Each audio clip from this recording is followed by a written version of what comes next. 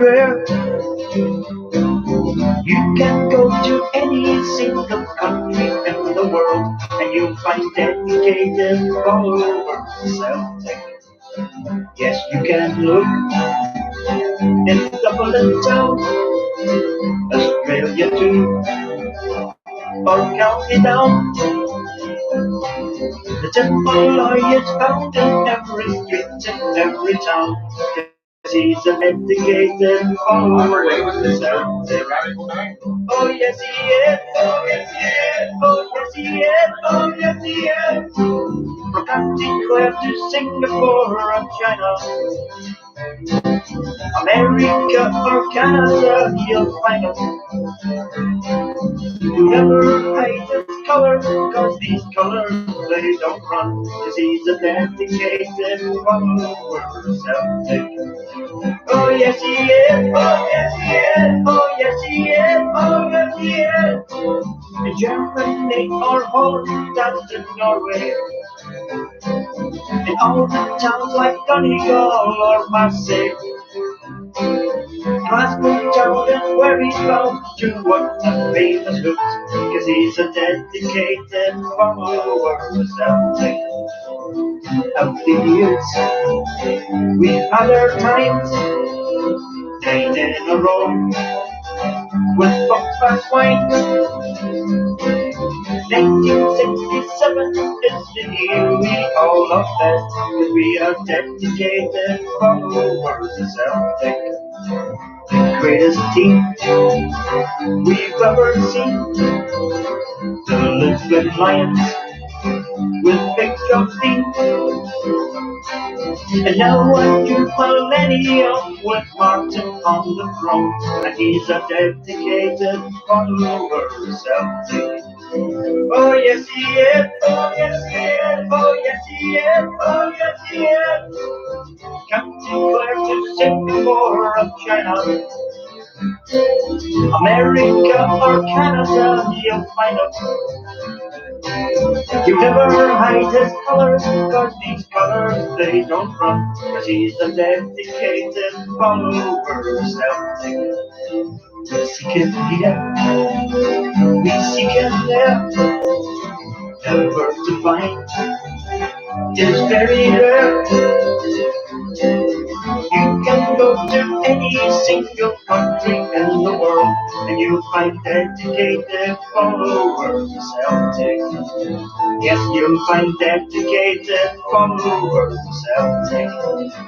Yeah, you'll find dedicated followers of Celtic.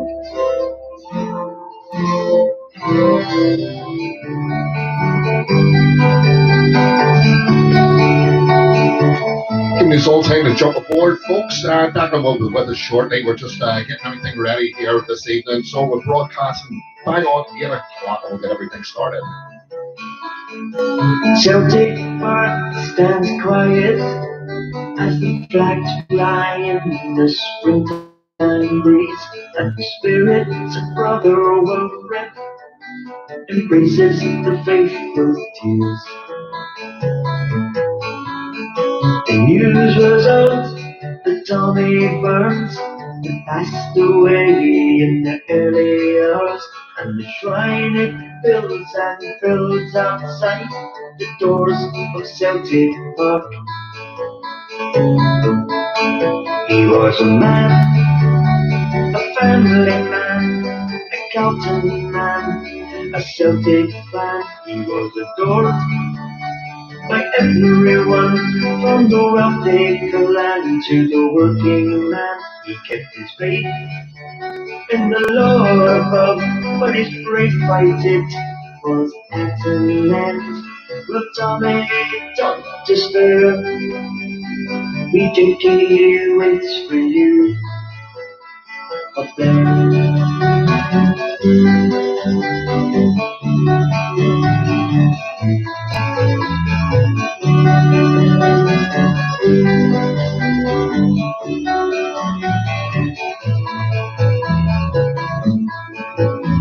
His prayers they got answered, but as a boy he got his chance to play for Glasgow Celtic. fulfill his dreams and his romance. Now in the sky over paradise, there is a bright and shining star for a cowboy called Tommy Burns. He lived forever in our hearts. He was a man, a family man, a Celtic man, a Celtic man. He was adored by everyone, from the wealthy land to the working man. He kept his faith in the Lord above, but his great life it was at an end. Look, Tommy, don't despair. We can keep it for you.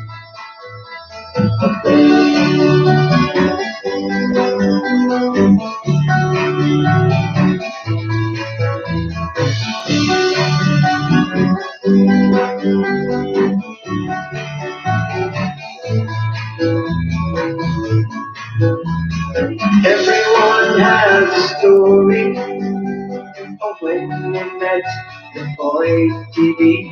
Maybe singing the night or working for some charity.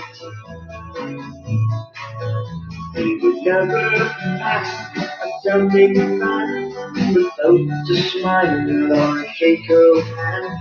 He'd remember you in song, a friend, Tommy Burns. He was a man, a family man, a Celtic man, a Celtic man. He was adored by everyone, from the wealthy land to the working man. He kept his faith in the Lord above, but his great fight it was at an end. Look, Tommy, don't despair. We can do it for you. Oh, he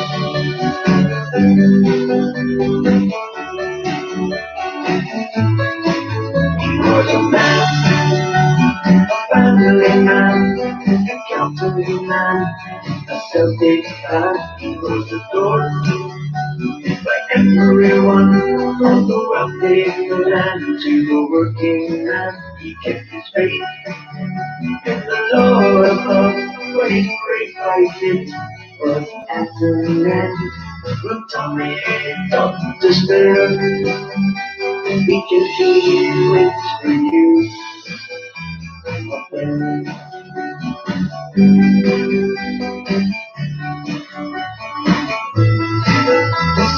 Tommy, don't despair. We can do it for you. Up there.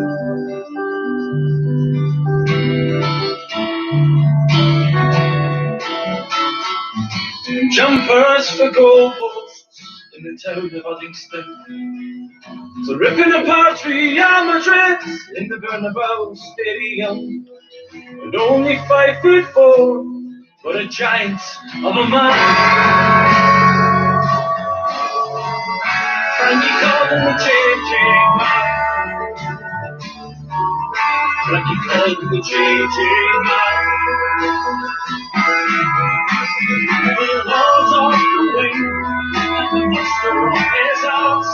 When the young Prim came with good man, so we man from Q1. He was better and the best when 20 years old. And they called him the JJ man. And they called him the JJ man. And do you believe that a man can fly without a shoulder in the light? And love is gone, legends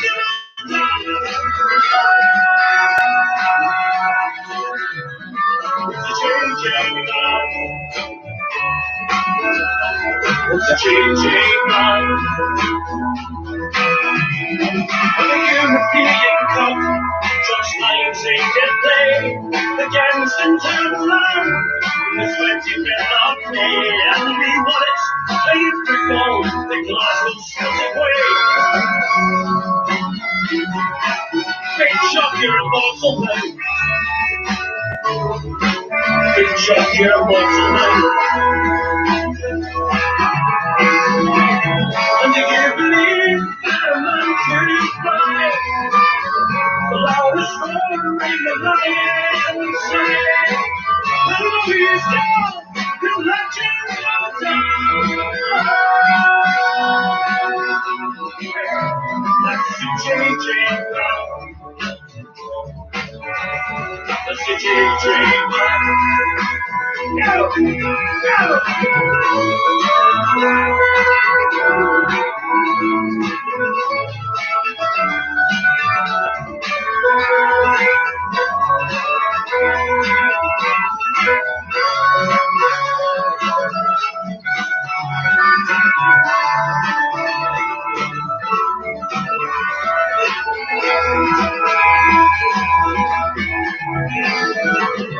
And if you believe that man could fly, the loudest roar in the lion's side.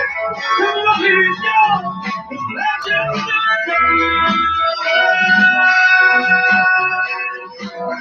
That's a changing man. It's a changing man. Was Celtic Park the rocket when the wee man got the ball? And the jungle boys would make such noise, but the world looks on and on. And a great star flare, and the brains of burning shot. And the whole world was still alive. And do you believe that a man could fly? The loudest roar in the lion's side. That is God, with legends are done. It's a changing man. It's a changing man. And if you believe that a man could fly, the loudest roar in the lion's side. He's God, with legends are done. It's a changing man. It's a changing man. And if you believe that a man could fly, the loudest roar in the lion's sight. Love is gone, legends are gone. It's a changing man.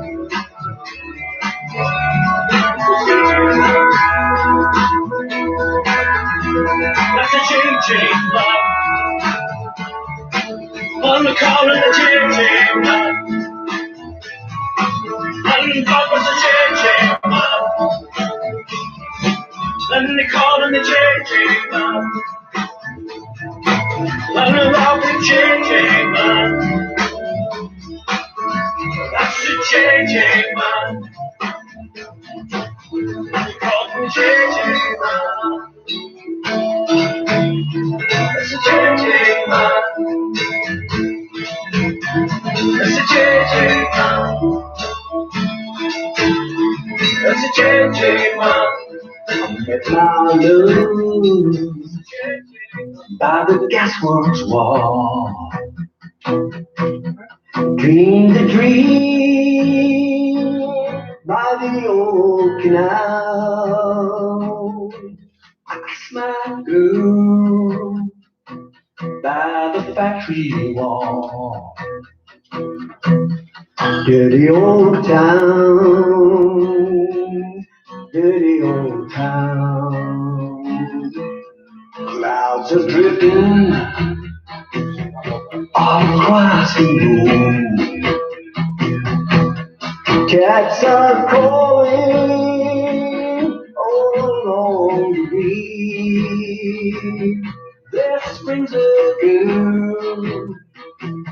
on the streets at night, and there's this dirty old town, dirty old town, dirty old town, dirty old town.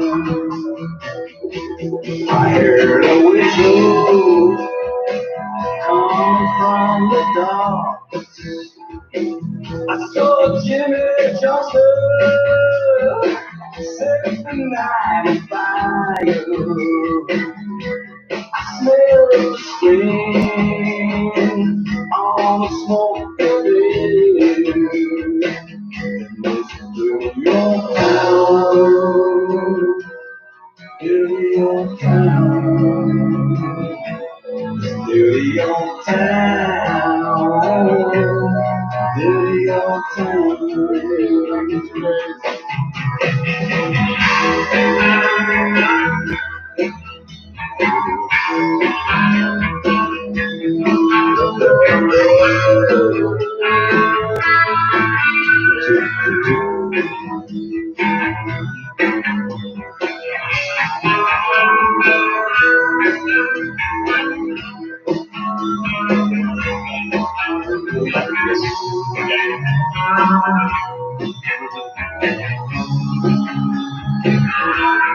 Dirty old town, dirty old town. I met my love by the factory wall. I dreamed a dream by the old canal. I kissed my girl by the factory wall. Dirty old town, dirty old town, dirty old town, dirty old town. How you doing, boys and girls? Very warm up below. It's Wednesday night again. Jeez, these weeks are one's flying into the next year's lockdown's alright, isn't it? As long as we have Celtic, we're okay. Might not be kicking football, but at least we are bringing you a wee bit of Celtic cheer into your homes every Wednesday. So I hope you're all enjoying it. So far with Paul Byrne, Anton Rogan, with Paddy McNally last week, and what a guest we have this evening. Iconic is just too small a word to be talking about Charlie Tully and his son Brenton Tully Jr., who is the president of the Belfast Celtic Society, will be joining us around about 9 o'clock, and we're going to talk about all things Charlie Tully. My God, where do you start with Charlie Tully? Listen, I'm going to give everybody a say here. So Brenda's in there. She's doing all the admin behind the scenes. If you want to put questions in, you want to ask a certain question about Charlie Tully, please, by all means, just hop aboard. We got Declan beside us. Declan was in starting all the watch parties there. Yeah, everything's sorted. Everything's sorted. Good job. There's so many people on board at Celtic supporters clubs from all over the globe, believe it or not, and we were linking them all in there. So that's why we started a little bit early this evening. We're going to be talking what is SPFL business. Nothing much going on. Everybody's waiting on this dossier or sheet of paper that will be handed over to the League Association tomorrow. Isn't it tomorrow? That's what is another day thing from Statement FC. So it'll be interesting to see what documentation they have. Maybe a big shocker, when we learn around about midday tomorrow what it's all about. But yeah, it's all in front of us anyway. So let's get the program started as we bang you out. Come on, you boys in green.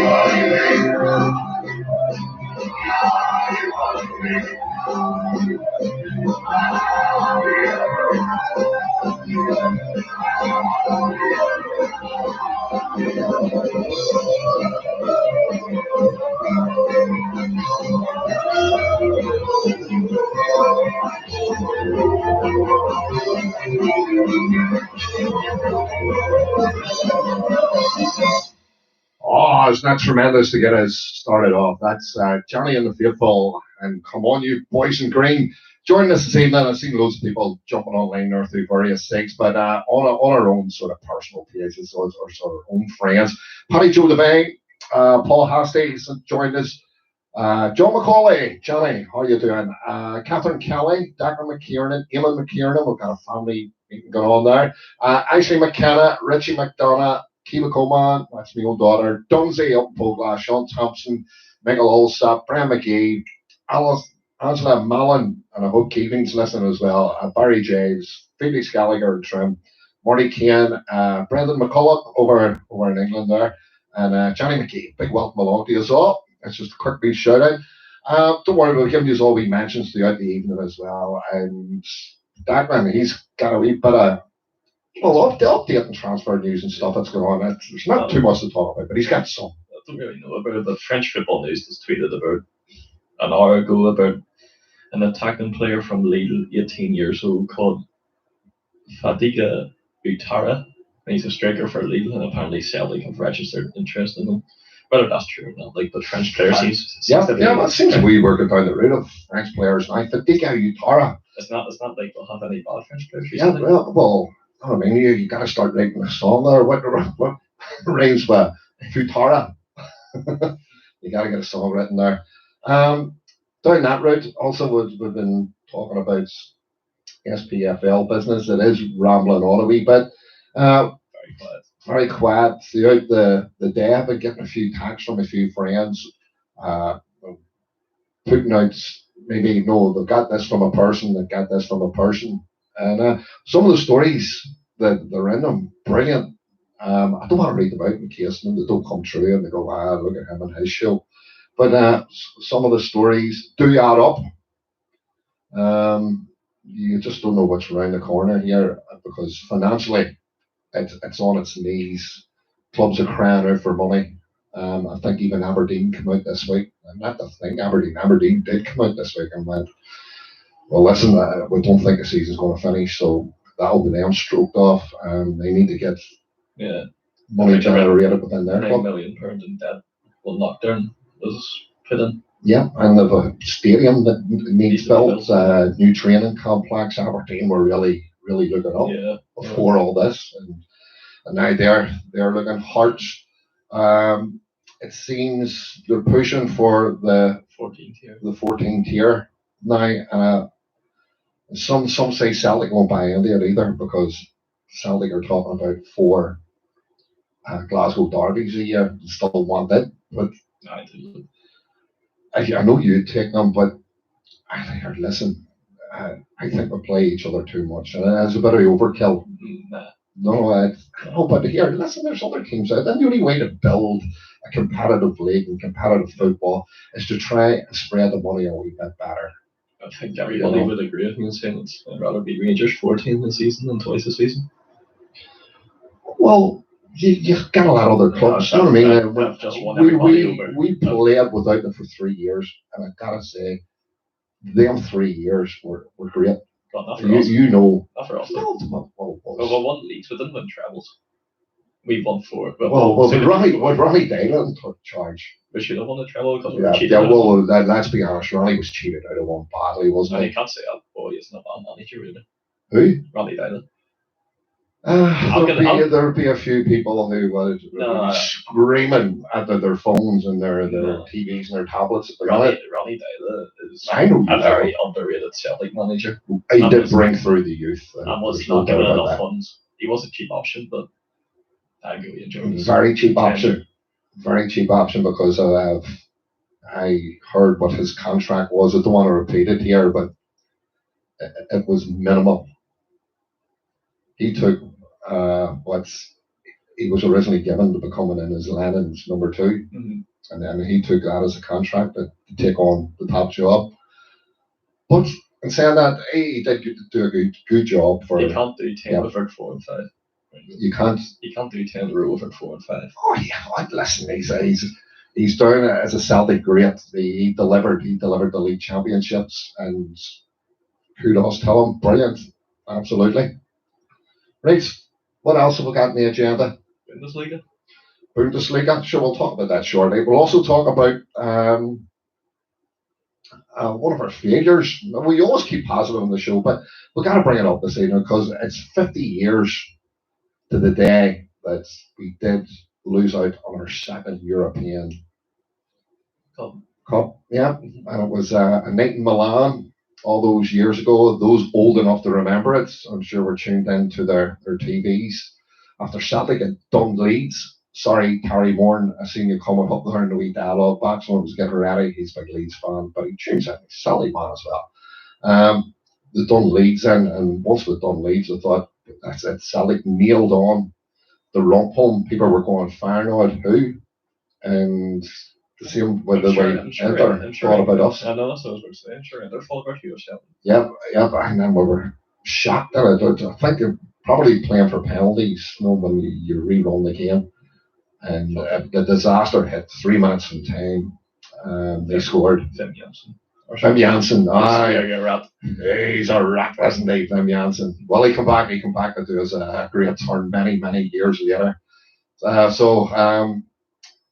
was just a terrible night for all Celtic supporters. Kevin tells me how he broke his heart as a child watching it, and I was only a year and a few months old. You got your European final broken heart anyway. I got my European final broken heart. Yes, so that means somewhere in my lifetime I'm going to see the European trophy being lifted.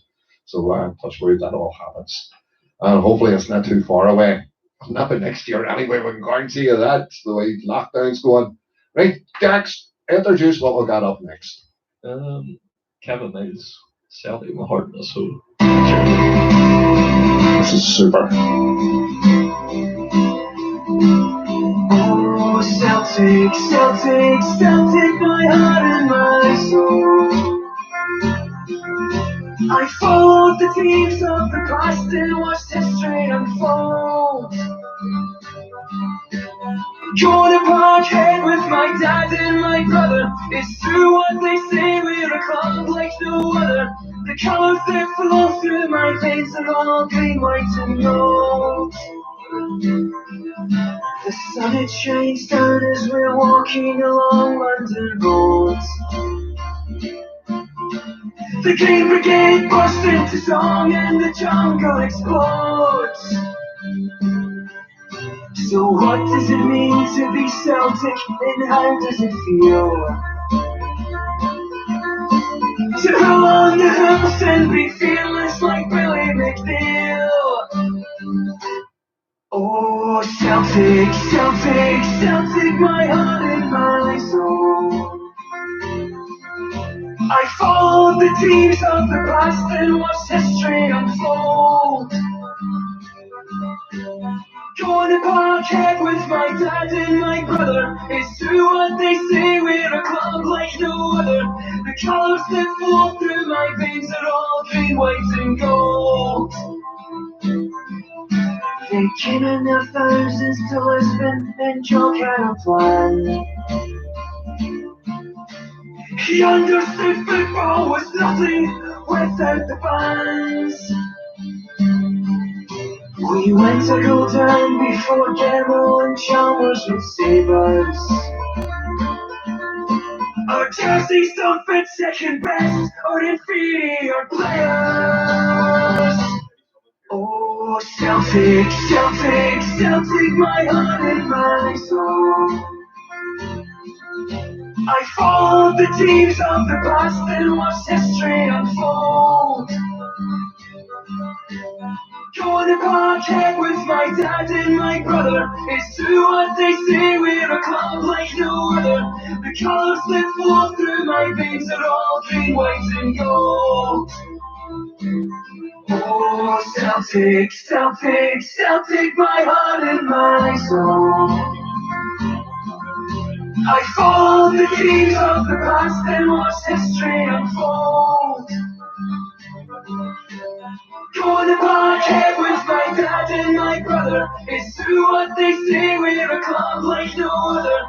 The colours that flow through my veins are all green, white and gold. Oh, super. Kevin Miles, Celtic, my heart and my soul. He's having a little debate with me in the background here. As you see, many shirts framed around the shrine here, and he spotted one up there with a memorial famine crest on it. And he says, Daddy, that's a medium. Can I take that out of the frame? So he says, go find me another one. There's yellow, but it doesn't have the advertising on it. All the on the aircraft. Joe, you have a look for one. If you can find one, I'll like to wear that. Okay, there's somebody else asking about the shirt that I'm wearing as well. This was 86 and the 87 away.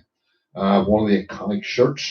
I absolutely love this shirt. It just reminds me of my youth when I was running about thinking it was, believe it or not, Charlie Nicholas and a few other sort of rats in that era. Yeah. Andy Walker. Davy Pravin, he was one of my favourite players as well, believe it or not. My shirt's better.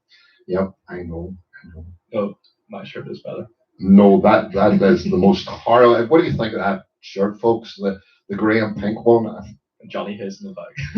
Yeah, he said, stand up and turn around. Show everybody. There you go. He said Johnny Hayes on the back of it.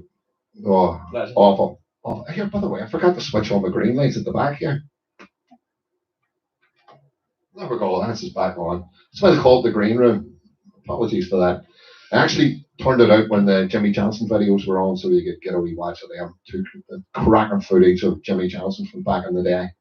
Outstanding. Now, don't forget, as I say, with Charlie Tully Jr., who's going to be joining us right about 9 o'clock because he's one of our key workers and he's up early in the morning, so we want to make sure we get him on early and we want to kidnap him right up the 11. No, we can't do that to him, but we want to get him in a wee bit earlier so we can let him away. He'll be joining us, as I say, around about 9 bells. Right, Dax, what do we got there? A few shoutouts. Marty McKiernan, Jared Blaney, Fraser McLeod from Coatbridge, Caitlin Clark, Kevin Smith from Fife, Jim Kerr, Brian Cochran from, what's that? Preston Fans? Preston Fans, yeah. Yeah, and Paul Corrigan. Hello to all you guys. Also, Julie McCann, Barney Keane. How you doing, Barney? Come and give us a wee song this evening if you can. Fred Harmon, also Eddie White and the Celtic Supporters Club of Norway. They're our furthest away at the minute, so Norway. How you doing, Eddie? Gary O'D says hi to Charlie Jr. from him and Vincent. I'll keep that to the same when he's on. I'll mention that. We also got Jordy Korean, Eddie Cruiser, Anto, Vincent McDonald, Hugh and Fagan from James Conley Johnson, CSC. Don't forget, if you got your Celtic Supporters Club, write down who they are. We'll give them a wee mention because plenty on board this evening. Hugh McCafferty, also Joe, Peter Monaghan, and also, is that Banjo Cummins? So a big mention to all you guys. Great to have you said. And if you've also got any questions for Charlie Tully Jr. about his father, get them in there as well because that's your opportunity to learn more about the great man himself. And also, don't forget, there's a big thing about memorabilia as well. I've already told you, Johnny Thompson's shirt found in an attic of Polglass. He runs the Belfast, he's president of the Belfast Celtic Society, and they've also got a big museum. If you didn't know, in the Park Centre in Belfast, got loads of Glasgow Celtic memorabilia down there as well. And of course, a stack of Belfast Celtic memorabilia, but they're always looking more, and you never know what's in your attics.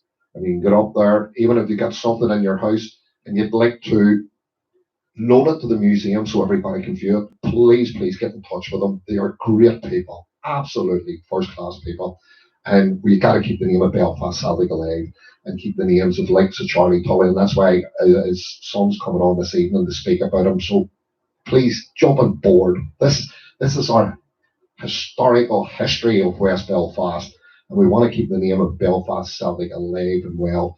and what they did between the years of their foundation, what was in 1890 right through until, of course, 1948 when they sort of played their last professional game. So please, folks, get on board there, and if you've got anything in your homes, even contact myself through Facebook, and I'll put you in contact with all the right people. Your stuff will be well looked after, and it'll still remain in your possession if you want to keep it or donate it to the museum. Right, Dax, you can introduce the next one. All right, I thought we were going to go on the. Oh, I'm going to do this shortly. I'm going to, yeah. I don't want to be taking up too much time. So yeah, actually, I'll speak about it too much. Yeah. Come on, right one. Best day of our lives. Don't even know who sings it. It sounded like Wesley. That's what I thought it was. No, that's like catch yourself on. This is to cheer you up because we talked about the Feyenoord game. So let's switch it back until we did lift that big cup away back in '67.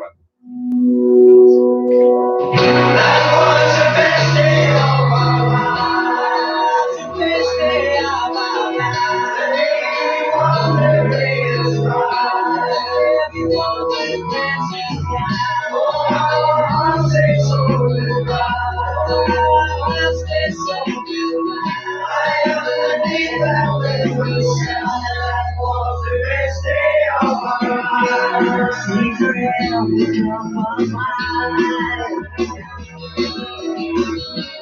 underneath that red sky, history was born on that one night. It was the 25th day of May, the dream became reality. Legends on forevermore. The night the mighty lion roared. That was the best day of my life. The day we won the greatest prize. Oh, I say so goodbye.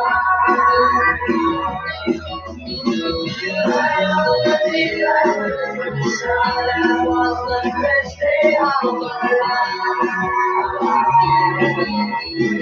That was the best day of my life. That was the best day of my life. When the game just begun, in our hearts we knew that we would overcome. They said our chance was all but gone. But our steps on me, they can't see, and the storm was too hard. Yeah, legends on forevermore. The night the mighty lion roared. That was the best day of my life. The day we won the greatest prize. Oh, I say so goodbye.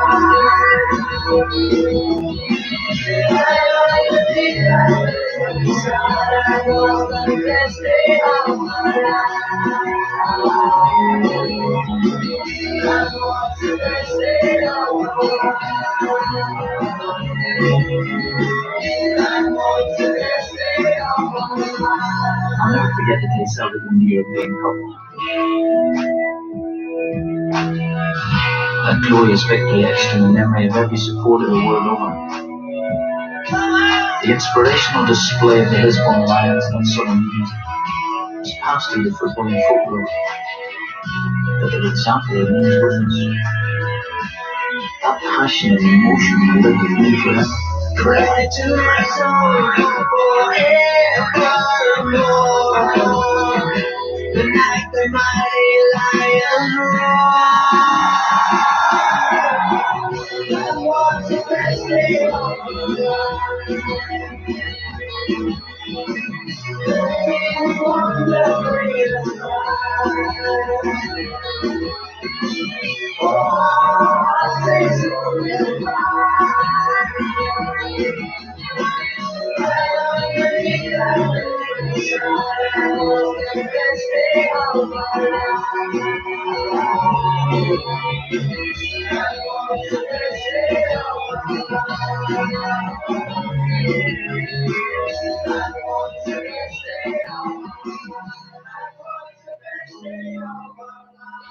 Oh, that single mix my inside smile. Oh, it's absolutely brilliant. Remind us of the best days of our life. I wasn't even born. I just live up the legacy of it. So do you. Yeah. It was just tremendous, and of course, our Billy, we've done a great tribute to him there a few weeks ago, and of course, Tommy uh, and Stevie all recently passed, and of course, we our lands, as Bill Shankly said to Jack Steen, you are immortal. So is your team. The team have become immortal. Great tune, that. Okay, let's see. Haribo, you've been on and say your shirt is rotten. It's rank. It's fast. I think that more shaded. Ah, come on, now. You hear that, Haribo? Now you sort him out, and here's when we get this boat back on again. I'd let you do what you have to do there. Also, we'll get questions coming in for Charlie Tully Jr. Don't worry, we've got them all set aside. Um, Also with Paul Grover, sorry, has joined us, and also Paul Green and Anton Fay, big massive dues. Right, we've got the Celtic quiz. Right, we're looking at two people. If you're up for it, and you've great Celtic knowledge, now make sure you have great Celtic knowledge. Contact Brenda. Make sure you're a friend of me because we will be phoning you on Messenger. So we'll give you a messenger. We'll bring you on the show. It's like a minute quiz, so you'll get 30 or sorry, 1 minute, 60 seconds on the clock.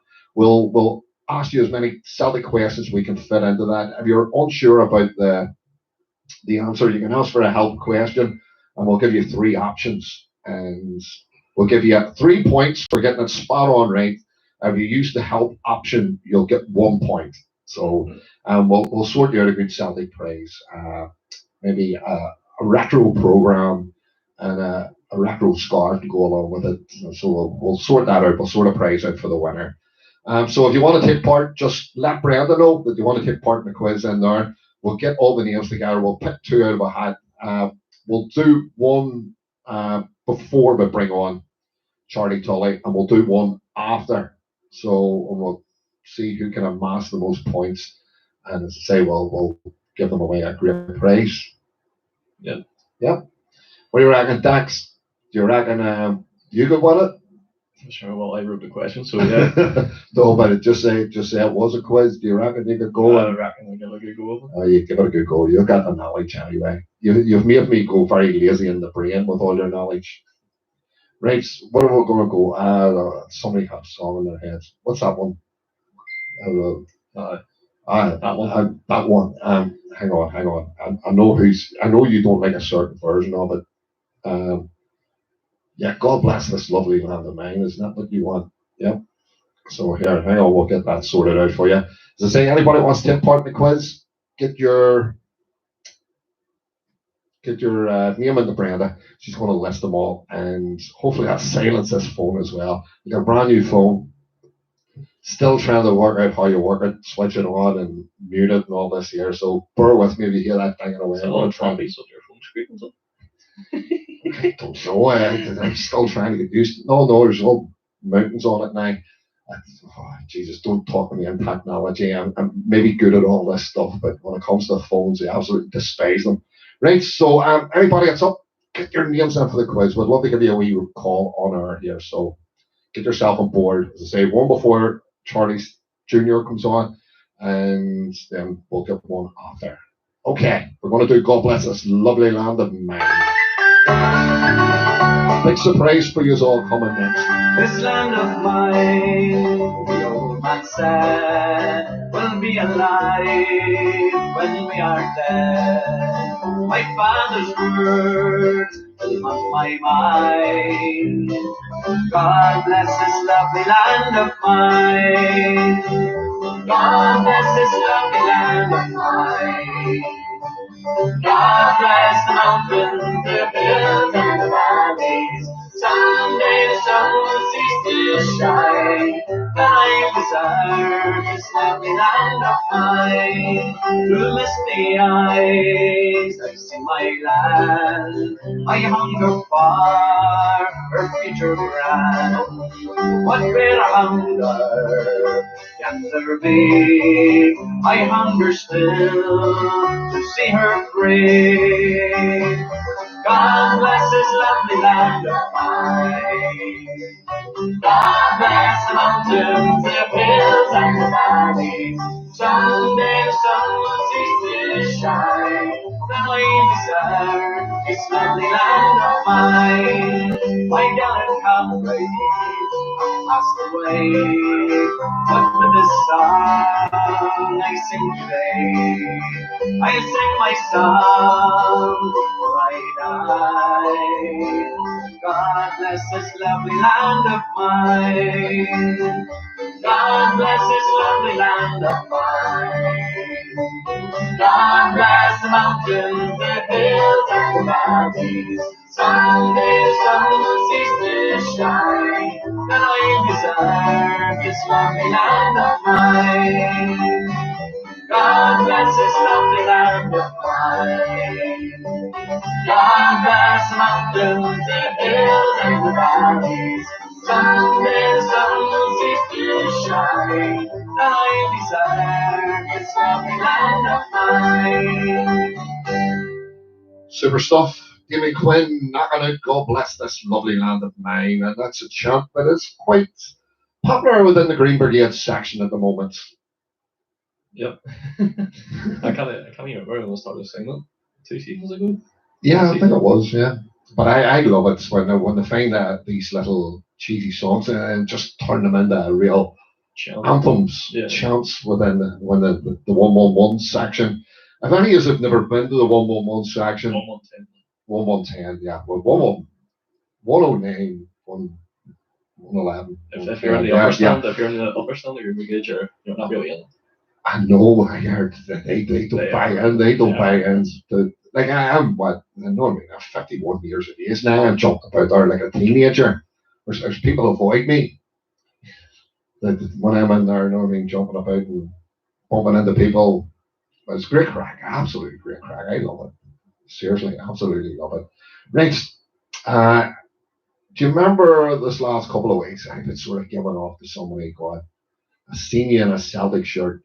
Where did you get that? I want that.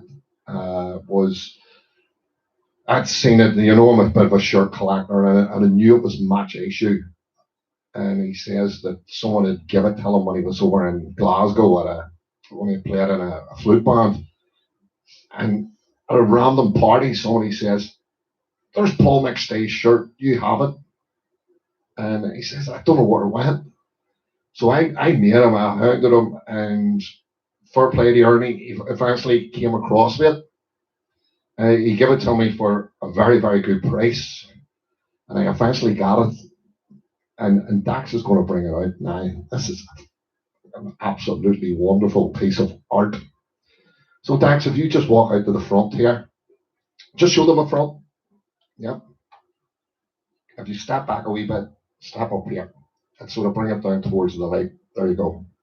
There it is. Match worn Paul McStay shirt from the centenary year of 1988. But what makes this extra special and beautiful? If you turn it around the back, that's Har's Paul McStay shirt. It's got number 8 in the back of it. It was worn when we played Humved in the UEFA Cup in 1989. I think we lost 1-0 out there. We won 4-0 at home. Always remember that game. Alan Ruff was in the nets. There you go. And there's the shirt. I am absolutely over the moon with this. Absolutely. And it's like it's come home. And I'm just absolutely in love with this. Hung it up in the kitchen just so I could look at it for a few days. So I'm going to get lovely framed. I actually managed to pick up a photograph today of Paul McStay in it at the game. And I was tracking it down because I knew it wasn't worn in the Borussia Dortmund game of the centenary season that just began, because they wore the shirt right at the end of that season. Because Paul McStay wore long sleeves in both of their games, so the short sleeve was worn in the Honved game. So I am absolutely bowled over. I've got my hands in that. So big thanks to Ernie. He managed to come across there, Ernie. So big round of applause to you. What do you make of that song? Yeah, it's a cracking shirt. Like, I would like to wear it. Not wearing it, definitely not. I'll let you get your photograph taken of it. All right, there you go. I'll let you get your photograph taken of it. I'm glad to sort of bring that to you. Have you any other? You know, I love looking at Celtic memorabilia. So I know you can't put it on the live feed, but if you want to fire it off to me in Messenger, I'd love reading them. I mean, not technically this one. It's Lee Nailers. Oh yeah, I have Lee Naylor's shirt in here from the Famine Memorial Day. It's got the embroidery and all in the chest. So, Yeah. but that's nothing compared to that. Well, I mean, this I is know just. that's rare. Like, but you hardly get any shirts with that embroiderment on.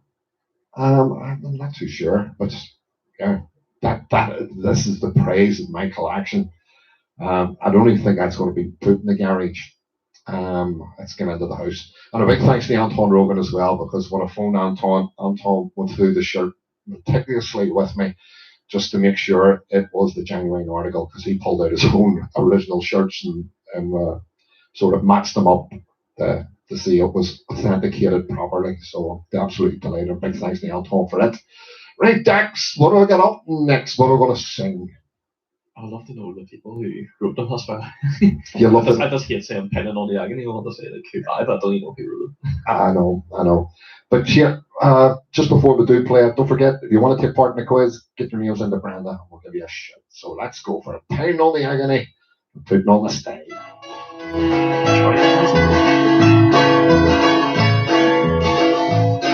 Though Hampden Park was crowded, the fans began to roar. The Rangers fans were singing of the right their father wore. Very soon they changed the tune, the Celtic flag was set. Lennox crossed into McNeil and the ball was in the net. Island on the agony, putting on the style. 1, 2, 3, 4 lovely goals, scoring all the while. There's nothing in the whole wide world makes you want to smile, like watching Glasgow Celtic putting on the style. Lennox he caused trouble with his running through, and the long ball from defence he made it number 2. All that day he worked his way to make the Rangers prance, and the Celtic end went round the bend, doing the victory dance. Smiling on the agony, putting on the style. 1, 2, 3, 4 lovely goals, scoring all the while. Nothing in the whole wide world makes you want to smile, like watching Glasgow Celtic putting on the style. Just before the interval came goal number 3. This time it was slotted home by young George Connolly. And his first cup final, say he'll not forget. Walked the ball round with John Gray into the Rangers net. Island on the agony, putting on the style. 1, 2, 3, 4 lovely goals, scoring all the while. Nothing in the whole wide world makes you want to smile, like watching Glasgow Celtic putting on the style. Chalmers was our centre, he gave his all and more, and to him fell the honour of scoring number 4. Dribbled down the left wing, shot which goal was sped. Once again the Scottish Cup is resting in Parkland. Island on the agony, putting on the style. 1, 2, 3, 4 lovely goals, scoring all the while. There's nothing in the whole wide world makes you want to smile, like watching Glasgow Celtic putting on the style. sailing on the agony, putting on the sail. 1, 2, 3, 4, lovely goals, scoring all the while. There's nothing in the whole wide world makes you want to smile, like watching Glasgow Celtic Putting on the stand. It's another great chant that's got up in the section at the moment. Of course, 10 in a row and all round the corner, and there's nothing like piling on the agony, is there? There is not. Oh, I wish I'd hurry up and then there's number then. I know, I think everybody's a little bit fed up with what's going on. And listen, the Scottish Premier League just doesn't have the money that Moneybags Murdoch's Sky League has. You know what I mean? He's running gambling sites and everything, Sky Bet, and it's just, you know what I mean? I'm sure they're still making plenty of money with lockdowns going, or They'll have it. the SPFL, is it? Ruining the money because it doesn't announce the next Friday is the return of the Bundesliga. Yeah, Bundesliga next. That's what I said in this show a couple of weeks. Friday and Saturday's DJ show is cancelled. No, we'll probably just kick off late. It'd be great to see some sort of football back on TV, at least something to watch. I think we're all fed up now with watching reruns and old videos, but I have to say that the night me and you set, what name was that? I've lost track of the days.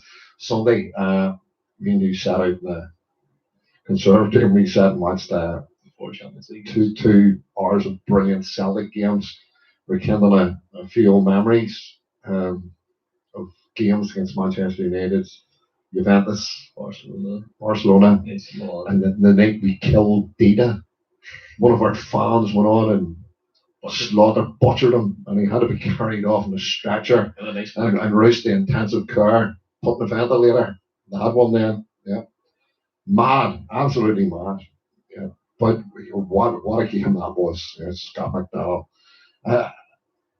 Even in saying that name just sends shivers up my spine against that game in Motherwell. He made up for it. I thought he did make up for it, but I could never forgive him. Celtic at heart as well. Yeah. You can't deny it. Celtic man, the way he celebrated that day, he didn't look Celtic at all. I mean, he's playing for the people who pay his wages. Yeah, but you don't celebrate. If I scored against Celtic and I celebrated, would you? I didn't. You know you wouldn't be allowed back into the house. Well, if I scored against Celtic and then I sang for Celtic. No, it still doesn't happen. You just don't do it. Can't even sing for Donegal still. I know. Mad. Right, a few requests here for songs. We're going to get through them. They're looking Grace, which we are going to play. Dreamers, Mick McFarlane. 1, 2 and Kick. And somebody asked for Bye Bye Rangers, which of course sing about 10 in a row on this.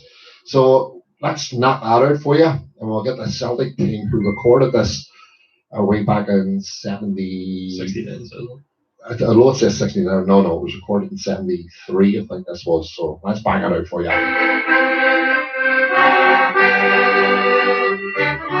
Yo ho ho, off we go. What do you know? It's 9 in a row. Bye bye, Rangers. Celtics on the ball again, on their way to make it 10. Bye bye, Rangers. You can bomb about your great defender. Sing and shout like you're no surrender. Let us give you the sweet tip. We'll be there for the league and the cup. Rangers, bye bye. Yo ho ho, off we go. What do you know? It's 9 in a row. Bye bye, Rangers. Celtics on the ball again, on their way to make it 10. Bye bye, Rangers. You can bomb about your great defender. Sing and shout about your no surrender. Let us give you the sweet tip. We'll be there for the league and the cup. Rangers, bye bye. Bye,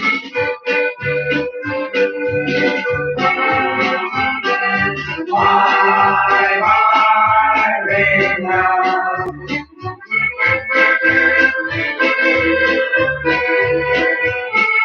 Bye, bye, Rangers.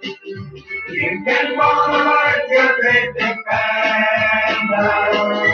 Sing and shout about your no surrender.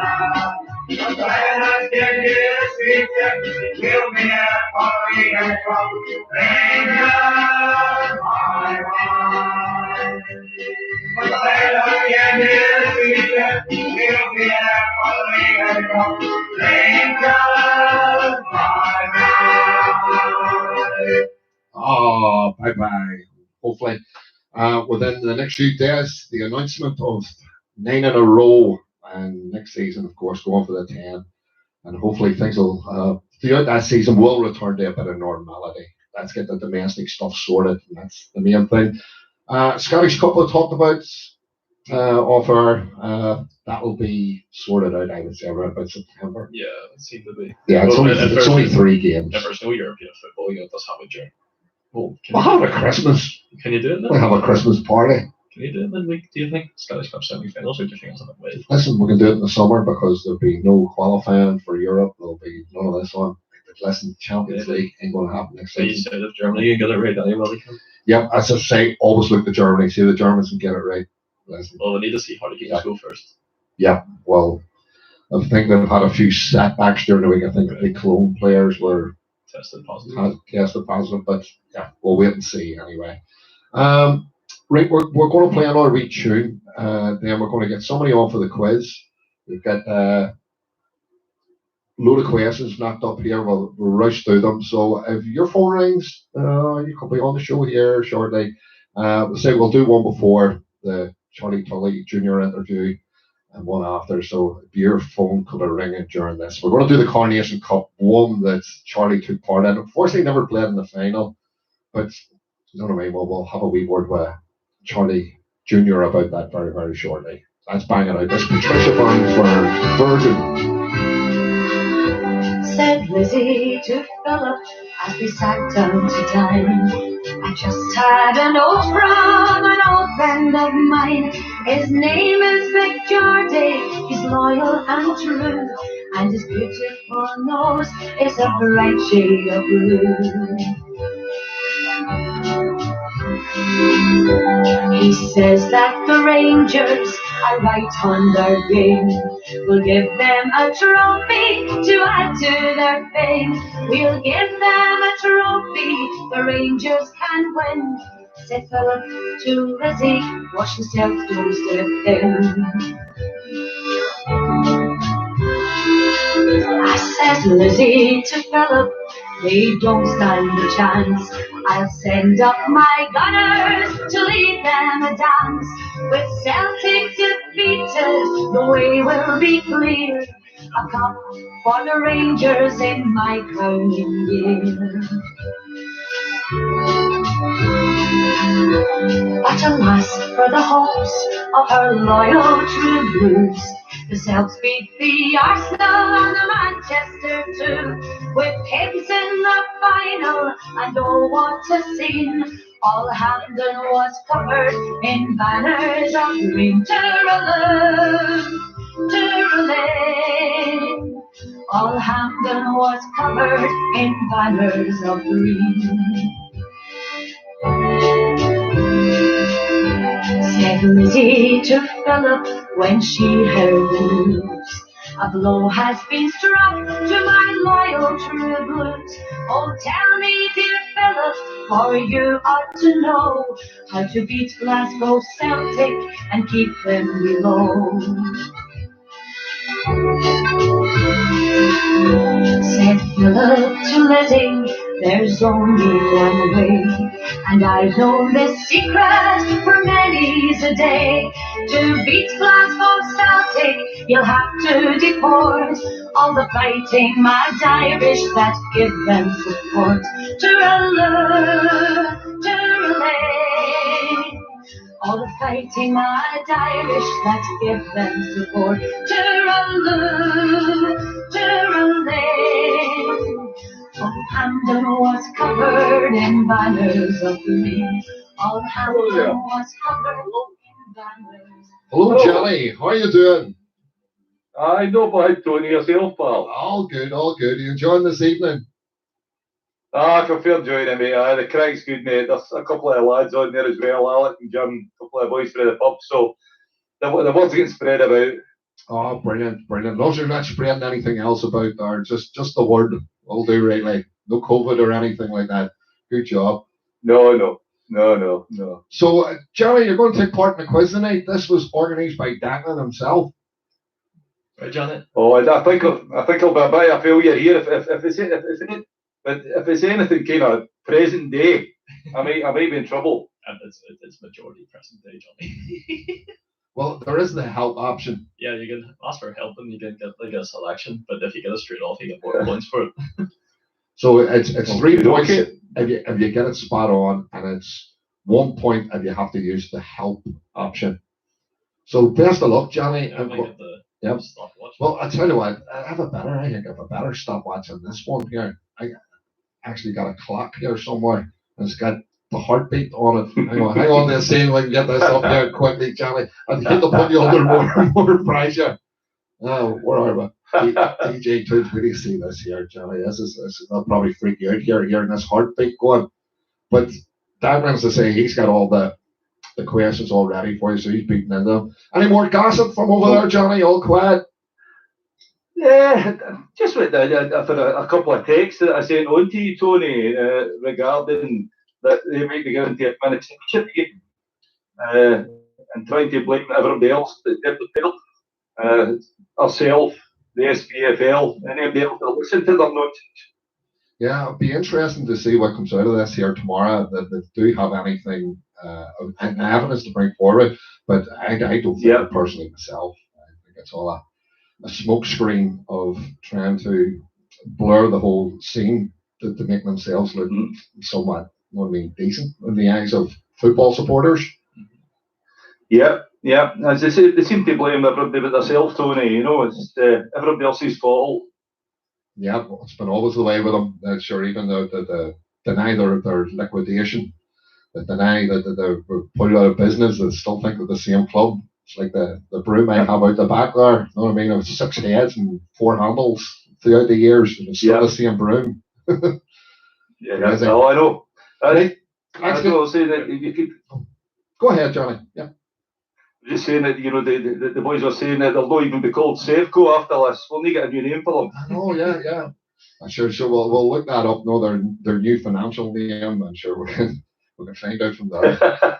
Right, Johnny. Declan's going to jump in here. He's going to give a couple of options. Johnny, do you want set one or set two questions? It's the same questions, but there's 2 different types of them. There's 10 questions and 1 and 10 questions, and they are. Right, set A or set B, Johnny. That's what he's saying. Is it set A or set B, did you say? Set A or set B, which one do you want? Set A, buddy. Set A. Right, there you go. Right, so you've got 1 minute, Johnny. Good luck. 3 points for a right answer. 1 point if you use the help option. Good luck. Okay. Okay. It's not that. Right. Who does Scott Brown make his debut against? Hello? Is he back? Have we lost him? Must have. Are you there, Johnny? Hang on. I think there's been a technicality boom that's went in here. I think he's still there with us. Yeah, I'm still here. Oh, sorry. We'll start that again. Here, just put on the stopwatch because he probably can't hear over it. Oh, maybe that's what it is. He can't hear over it. Right, we're going to put you in stopwatch because maybe that's just a wee bit overwhelming to listen to that. Okay, just shout help if you need options. Okay, Johnny? Let's go. 3, 2, 1. First question, Declan. Who does Scott Brown make his debut against? Oh, you think we lost. Oh, Johnny, hello? In there. Yeah, I think it's drifting in and out, Johnny. Hang on. Right. Oh, yep. Sorry, Johnny. Right, starting again. Jeez. Right, start. How do you reset? Johnny? we're fine now. I've got this wee button Okay, here. It's going to okay. keep it. Right. 3, 2, 1, start. Go. Okay, who does Scott Brown make his debut against? Scott Brown make his debut against. I haven't a clue. I'll say Dundee United. Kilmarnock. The date how many appearances does Scott Brown have for Celtic? He can't say help. How many caps? Appearances for Celtic. Oh, jeez, no. Oh dear. 364. Wrong. 575. Other than Hampton, where Ah, well, Celtic won the League Cup. Right, right up. Sorry, Declan. Other than Hampton, where Celtic won the League Cup. Sorry, I just caught the end of the League Cup. Other than Hampton, where Celtic won the League Cup. Ibrox. Correct. Which player does Scott Brown take the number 8 from? Where did he hold it? Who did he take the number 8 from? Yeah. Oh, haven't a clue, mate. Help. No, I don't know. Give me the options. Neil Lennon, Strumloney, or Alan Thompson. Oh, it must be. Oh, wasn't it? Alan Thompson, no. Yeah, Alan Thompson. What team does Scott Bain make a Celtic debut against? Oh, Scott Bain. That was against the Rangers. Rangers, yeah. Cristiano Ronaldo scored against Celtic, true or false? No, I don't. Oh, no, he hasn't. Not even for Sport Lisbon, I don't think. No, he hasn't. No. Who did Celtic originally sign Fraser Foster from? Originally, we got him from. I know he went to Leeds. Is it Norwich? No, Newcastle. Oh, God, so it was. Who scored Celtic's first goal against the newly formed Rangers? Oh, now you're talking. We beat them 3-0 in the last one. I'll say Chris Commons, mate. Lee Griffiths. And who assisted in Champs winner against Lazio? Who scored? Sorry, who scored the last one? Who assisted in Champs winner against Lazio? It was Big Edward. Big Eddie, yeah.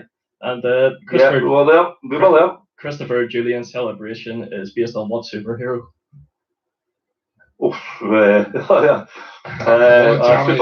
Superman, yes. That's you. Right. We'll let you have all the questions. It took you 2 minutes 22 seconds to get through those. But yeah, there was a few technical difficulties as well. So let's see what you've got here. 3, 6, 9, 12, 15, 16 points, Johnny. Okay, 16 points. Hang on. We're going to give you a round of applause. Yeah, 16 points, Johnny. Right, so that's the benchmark set for the next contestant. I'll just get an absolute pelters off all the boys for that one, Tony. Well, it's no, we had a few technical difficulties there, but we'll get over them okay. Johnny, it's been great having you on. It's good to hear you keeping safe and well. Do you want to say hello to anybody when you're on? Right. Sorry, pal, just love to all the family, mate. A wee shout out to all the boys at all the Gabriel Shamrocks, especially Owen Ferry. His dad's not too well just now. Jim Kerr, Alec, Oni M, Jono, Big Greg, Brian. I don't know if I've missed anything.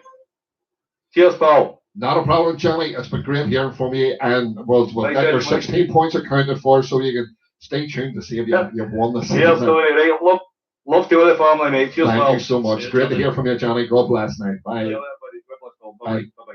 Right, that of course was Johnny, and he's over in Paisley in Scotland. He scored 16 points. Do you think he could beat 16 points? So what we'll do, because of the few technical difficulties we did have there, we're going to read you out the 10 questions. That will take you through the 10 questions, but you got to answer them within a quick 5 seconds, or take the help, and we'll make sure you're on after we speak to the great man, Charlie Tully Jr., about his father's footballing career. So we're going to do that. We're going to play one more, and then we're going to bring him on. What we're going to do is Willie Mealy. Of course, Charlie will be forever remembered within this song. It's probably one of the greatest Celtic songs written. It was written by Hugh Jordan, who is a Sunday World journalist.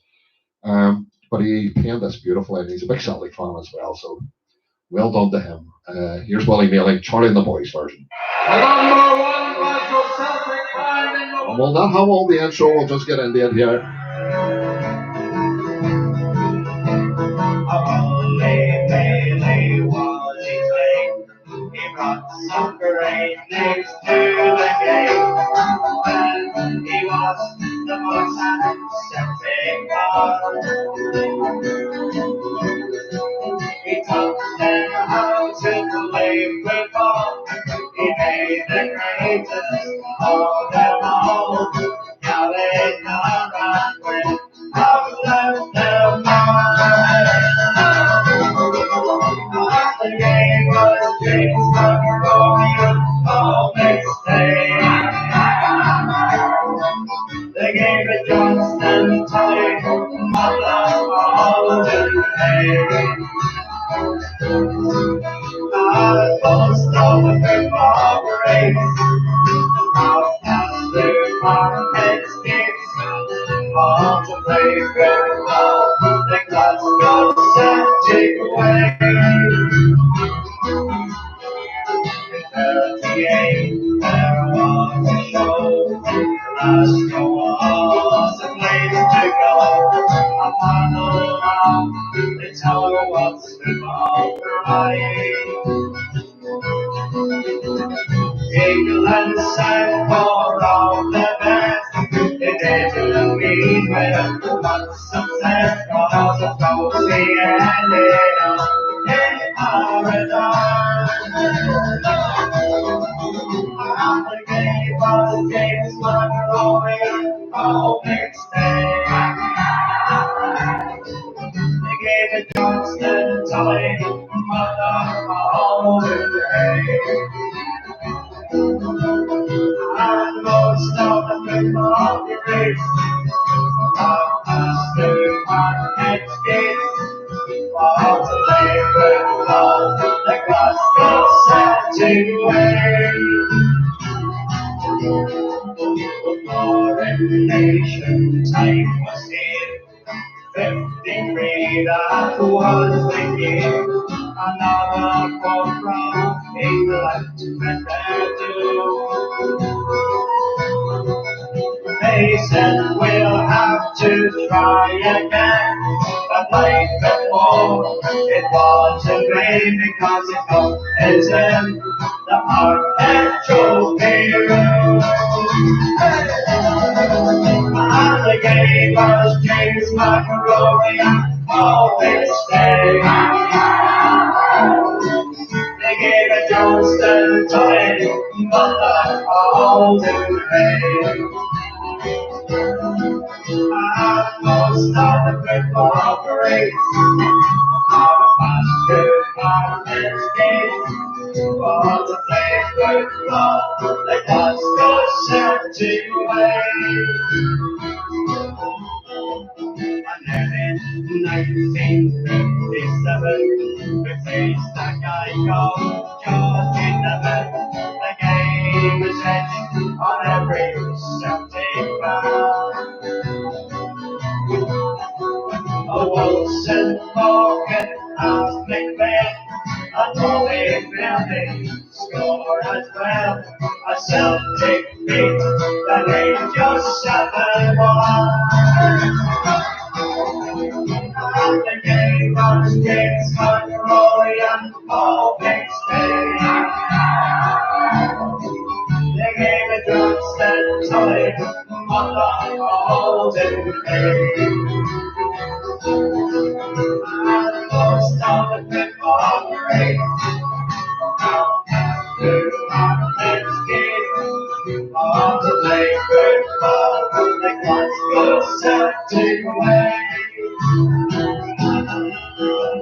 For 10 years they had gone home to coaching away and to go and play the team that Italy adore.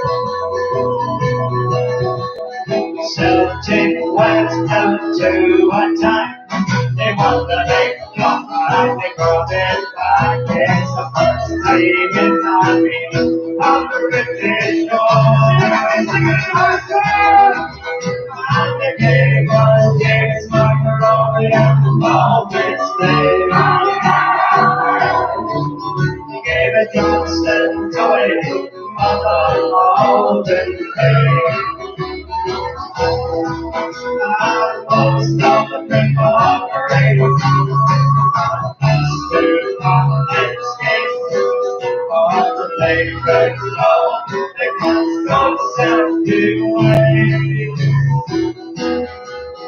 And now in 1998, the Celtic man will be away. And leave enough to celebrate again. But lost and forgotten by the Tommy boy inside the doorway. And all the boys that sing the Celtic are the champions again. The game was games from the Royal Ball next day. Okay, Tony Slacks joined us, also Johnny Finlay, Patricia Ramsey, Joe Butler, Jacqueline Morrison, big hello to all you. Also Martin Flinton there, big thanks to Martin for getting this one this evening organised. Also Marty McKiernan as well, who helped out. Martin says that Declan is the only person in the world who knows who bought a top with a sash on it. Yeah, looks like it. And a pink sash too. Proper UBF colours. Okay, big mess to Harry Adair that's joined us. Furthest away was Norway. So far with Germany. Canada would be first, I think. There's somebody in from Canada. Oh yeah, Kathy's in from New York. She'd be the furthest away. But Andre's joined us from Germany. Absolute legend, great friend of ours, Andre. Good Dortmund stroke Celtic fan. We're part-time Dortmund fans for the foreseeable. Yeah. So we'll be great to see Dortmund back in the next few weeks. Also, Margaret's Peggy Gillespie. Frank's joined us in Dortmund as well. Frank and Bridget. Big kisses going all the way over to you as well. Kevin says, will you thank Johnny for the book he sent? So it's safely in his possession, Johnny.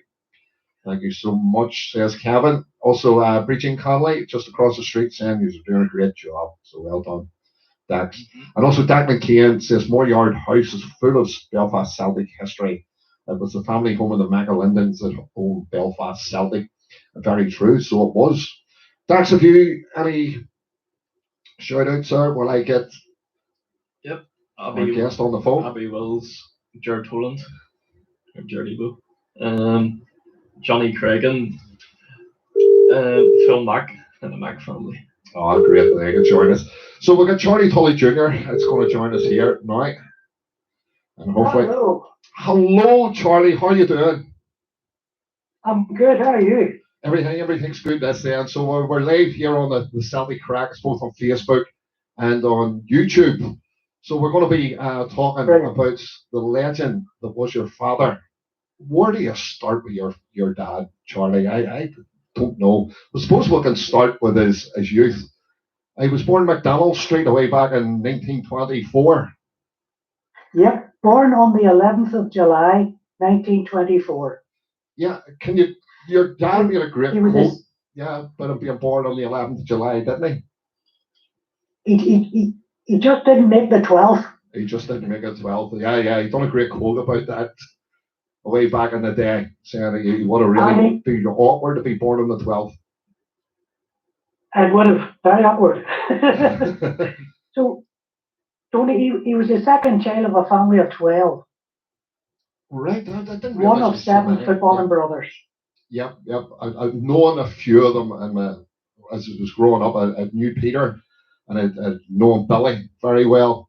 Yeah, great characters. Everyone, yes, 100%. And of course, being young, how did Charlie really discover that he had a special talent? What sort of teams was he playing for in the lower falls? Yeah, in his junior rank days, he played for White Rock, Forth River, and Ballyclare Comrades. Right. Didn't realise he played for Ballyclare. Yeah. Yeah, and he spent part of a season on loan at Cliftonville for 10 matches, 1942. Yes, I'd understood because Cliftonville really had them. You know, the claim we had the great Charlie Tully up there at Solitude. I've seen a few the 1 or 2 old pics of him in a Cliftonville jersey.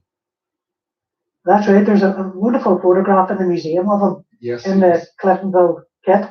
Yeah, because my dad back then was in the strollers, and he was in all the Charlie had come up there, and he was in the first team. Of course, he didn't sort of hang about there too long because he was too much of a talent, and then I think a big leash had eyes on him and brought him back for the first team Yes, at Belfast Celtic. you're quite right. He was signed by the great Elisha Scott, Lish to his friends. Yeah. And Lish, as you know, played 429 times for Liverpool and was capped 31 times.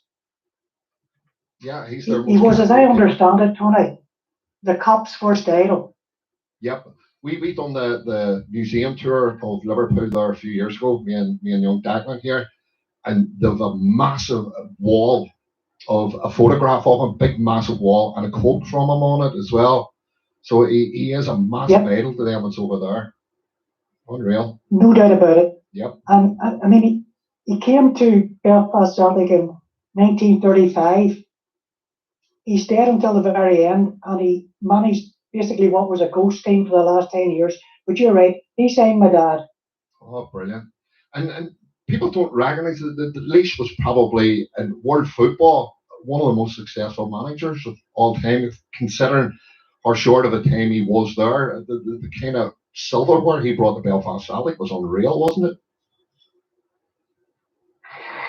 It was absolutely incredible. It included 8 Irish Cups, 10 Irish Gold Cups, 10 Belfast City Cups, and 8 County Antrim Shields. What an amazing tally of trophies he brought to the club. And in the 39-40 season, Belfast Celtic played 37 successive games without defeat. And in the 47-48 season, 31 successive games without defeat. That takes a bit of doing. Yeah. I know this road was so proud of them. You know, my father was lucky enough to play a couple of games in the hoops away back. Yes, isn't that fantastic? Yeah, and he was a great friend of your father's as well, and of course all the brothers. Charlie's name was forever spoken in our house as much as the Lord's name was, with him being religious as well. Charlie was just, we were in awe of him. We never knew him growing up, but we certainly knew who the iconic figure was.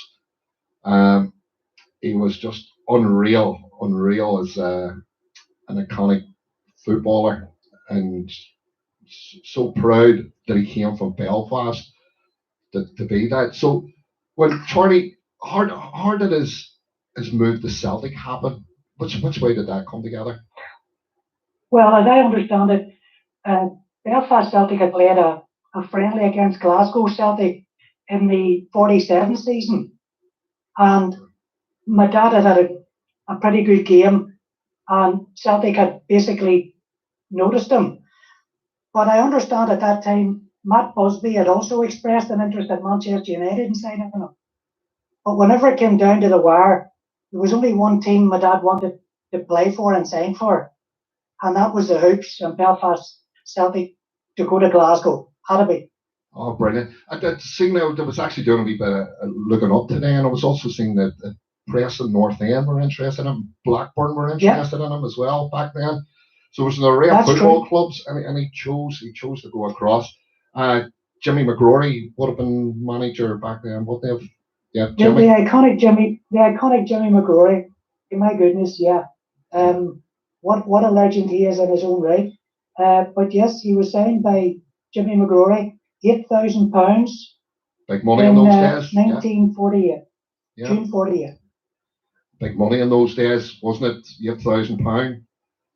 It would have been. I would have thought a fortune, to be honest. Yeah. When I was trying to explain to some of the young ones who, with the way Charlie was not just a footballer. It's long before George Best. He was a fashion icon. He was top of his game. He was writing articles for newspapers. He was writing books. He was making records. He had in Glasgow cocktails named after him, ice lollies named after him. He was certainly the celebrity footballer, wasn't he? Yeah, I think probably of his era, Tony, it's fair to say that he was the first football celebrity, if you know what I mean. He was the press loved him because he was always good for a quote or a bit of crack. He had a bit of a mischievous personality, and he just loved playing football. That was it, and in particular, playing for the Celtic. Yeah, after the war years and all, when he had joined Celtic, were looking out for a great player, and it was just by really chancing a friendly came across and seeing how good that your father was. I managed to get him over there, and he finally made his debut in 1948. 48-49 season, a goalless draw against Morton. Yeah, no. I think it's fair to say that Celtic of that time and the season before were very much in the doldrums. The results hadn't been good. Although Jimmy McGrory had been a wonderful player in his own right, managerially he struggled. I think it's fair to say that Celtic of that era didn't particularly spend a lot of money. Yeah, there's a lot of boardroom stuff that went on there as well, as it did in the 90s. Like, it's, no doubt about that. Yeah, they did mess about. And your father finally came in and gave the Celtic a massive lift. I think is the game that really put him out on the pedestal was the 3-1 win against Rangers, where he totally lost the game. 3-1. You're right. I mean, apparently that was the old Rangers defence was referred to then only as the Iron Curtain defence. That's right. Basically, they were very difficult to penetrate. But I think on that particular day, as I understand it, it was quoted that Tully dribbled about the pitch almost at will. The miraculous Irishman bewildered, badgered, and mesmerised Rangers. So that sounds pretty good to me. Yeah, it's like a Belfast boy to go over and do that. Like, to be honest, they'd had Mickey Hamill before that. Nobody would have remembered probably Mickey Hamill, but when your dad went over there, it really invigorated the Belfast Celtic fans because of the death of, the club here at Belfast. Correct. A lot of people threw their heart and soul into Glasgow Celtic, and Charlie seemed to lead the way, the new force, and everybody started travelling over from here because I used to love the stories of even, listening to my dad and also Billy and Peter. They was going over, and the boat, which was called the cattle boat, as they called it back then. Yes. Going over to up at Brimalo with a cattle on board, yeah. Yeah, the cattle and the smells on it, and they used to bring their bottles of I don't know what they drank then. Maybe they brought whiskey. I don't know, with Buckfast or whatever it even was made back then. But they all headed over in their masses just to go to support Charlie, then to support Celtic, and this is how all our love started being brought into the club, and our children and our children's children have all become Celtic fans. It was all maybe just because of the Charlie Tully transfer and the death of Belfast Celtic, really. Yeah, I think you're right. I think the two coinciding as they did meant you're quite right that a lot of Belfast Celtic fans transferred their allegiance to Glasgow and followed my dad, and that must have been great for him as well to have that support and love. Yeah, any stories about any of the oil hands that used to come from Belfast? Because I know Charlie looked after loads that came from Belfast, and Belfast Celtic fans had all made it over. Because that overnight boat, the out cattle boat, was 12 hours or something that they used to have to sit in it for. And I think it's fair to say of the time that he would be constantly tapped for briefs or tickets. And I mean, I think it's fair to say over his time there, he had done his best to get as many lads fixed up and sorted out as best he could. It was an era, Tony, as you know, when players were, generally speaking, abused and disrespected by club management, not the fans. Now, the fans absolutely abused them. So, it was all about the love of pulling on the jersey and entertaining the crowd, particularly the jungle. Yeah, back then. But the stories that I really, really regret not sitting down with my father and putting the tape recorder on and putting a historical speak with him together. The way you used to talk about your father when he went over there, I really regret not putting that on a tape. The way you spoke about getting over to Glasgow. As I understand it, Tony, whenever you played on that side of the park where the jungle was, if you were having a bad game, they were soon quick to let you know. I think there was a lot of rapport and a lot of banter went on during the game or at corner kicks.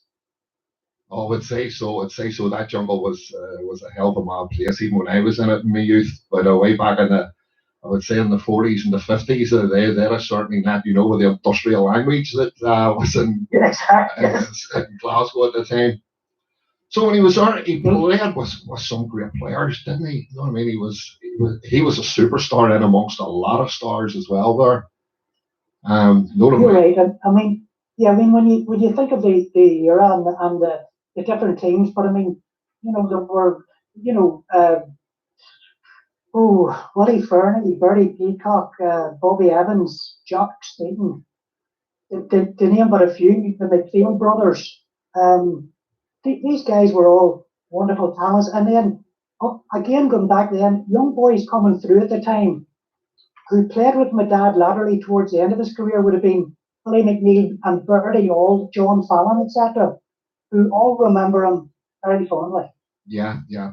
I've a few photographs that I do have of a very young Billy McNeil and say Bertie Auld. Bertie's been a great friend of yourselves throughout the years as well. He's been over for a few talks about Charlie. You're quite right. Bertie has been Bertie's been an absolute, not only a Lisbon lion, a total and complete legend and gentleman.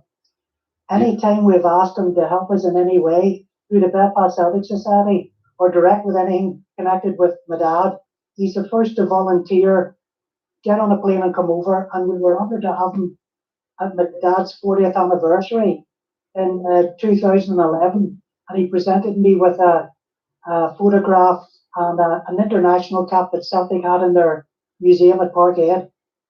Oh, fantastic! I was actually at that because Declan, he was a young buck back then, and I brought him into the cemetery the time he went down to give the speech at the grave, and he took Declan aside. This is how much of a gentleman, as you well know, Charlie was.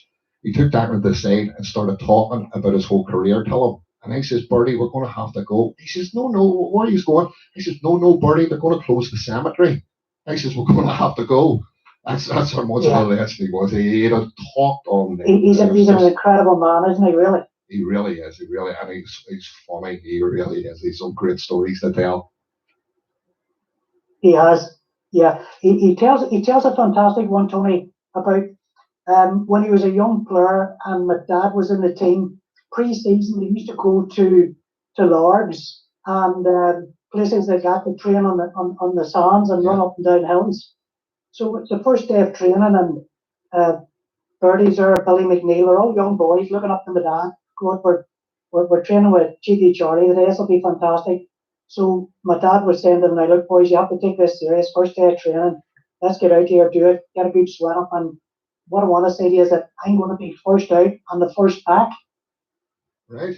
So Bertie looks at Billy McNeil and says, "The first back, Charlie." Like, no disrespect, but I mean, you're not a youngster anymore. He says, "I'll be the first back now, boys. Once I've done this couple of miles." So Bertie said, "Right, fair play." So out they went, running round, sweat lashing off them, hot day, and eventually, about 5 or 10 minutes from the end of the session, this motorbike goes by with my dad in the back of it. Shouting, "You who, yeah, I told you at the first back." I call him Cheeky Charlie for nothing. Excellent. And Bertie says, we all looked at each other and went, "Well, is that just typical Charlie?" Absolutely brilliant. And I'm sure there's hundreds of those stories. We all know of his cheekiness. So let's get more into his football career. Yeah. Right, so that with the one that really got him noticed was when he took the on Rangers with the 3-1 win that day. But there was talk in that game that he actually sat on the ball. Do you know? On the ball, I understand that. Yes. Yep. Sean Fallon, I think Sean Fallon played in that game, and Sean says that he had that darn right cheek. He says, when he got the ball come over. Now, I've seen Lubo Maracek take the ball down to his backside, but you know what I mean? They actually sit on the ball. They sit on it, and you're right. Sean Fallon there, man, a wonderful man again. You're right, he did that. He had a couple of other tricks, Tony, as you know, where at a throw-in or a shy ball, as they called it, he would have taken the throw-in and bounced it off the back of the opponent and just play it on. Yeah. And then the other thing he would have done is he'd have looked at an imaginary watch on his wrist and pointed it at the opponent and pushed the ball by him and run by him. Oh, brilliant. You would hardly think of this happening in the 40s and 50s. You know what I mean? You wouldn't, No, you know what I mean? Modern I players. I don't know where he got this from. I think this was just part of the Tully mischief, to be Yeah, honest. the mischief one. Because in later years, you've seen a couple of Premiership players do this, know all the money and thing about it. Yes. And they all think they're great and they're a joke. And there was your Yeah. dad doing it in the sort of Correct. 40s and 50s. Yeah. What I mean, he was generations before his time. He really was. There's no doubt. Absolutely incredible, isn't it? Wonderful. Yeah, yeah. The one a lot of people are asking about is the Coronation Cup. Now, I know Yeah. we missed the final, but you'd run ragged when we played Manchester United. Yes, Yep. you're right. The Coronation Cup, as you know, Tony, was a competition in around May '53. It was the top four English clubs, which was Arsenal, Man United, Newcastle, and Tottenham. And the four Scottish clubs were Celts, Rangers, Hibs, and Aberdeen. And you're right. My dad missed the final through injury, but he played in the semi-final against Man United. I think he beat Man United 2-1. Something like 73,000 at that game. And that Man United team, Tony, included three players who were Kerry, Vallet, and Byrne, Yeah, who, as you know, would become Busby Babes. that's true. Yes, yes. Yep, I looked into that. So that was an incredible team. And, you know, funny enough, my dad they all got replica Coronation Cups, kind of miniature trophies. And I still have that original. In fact, we'll have it in the museum.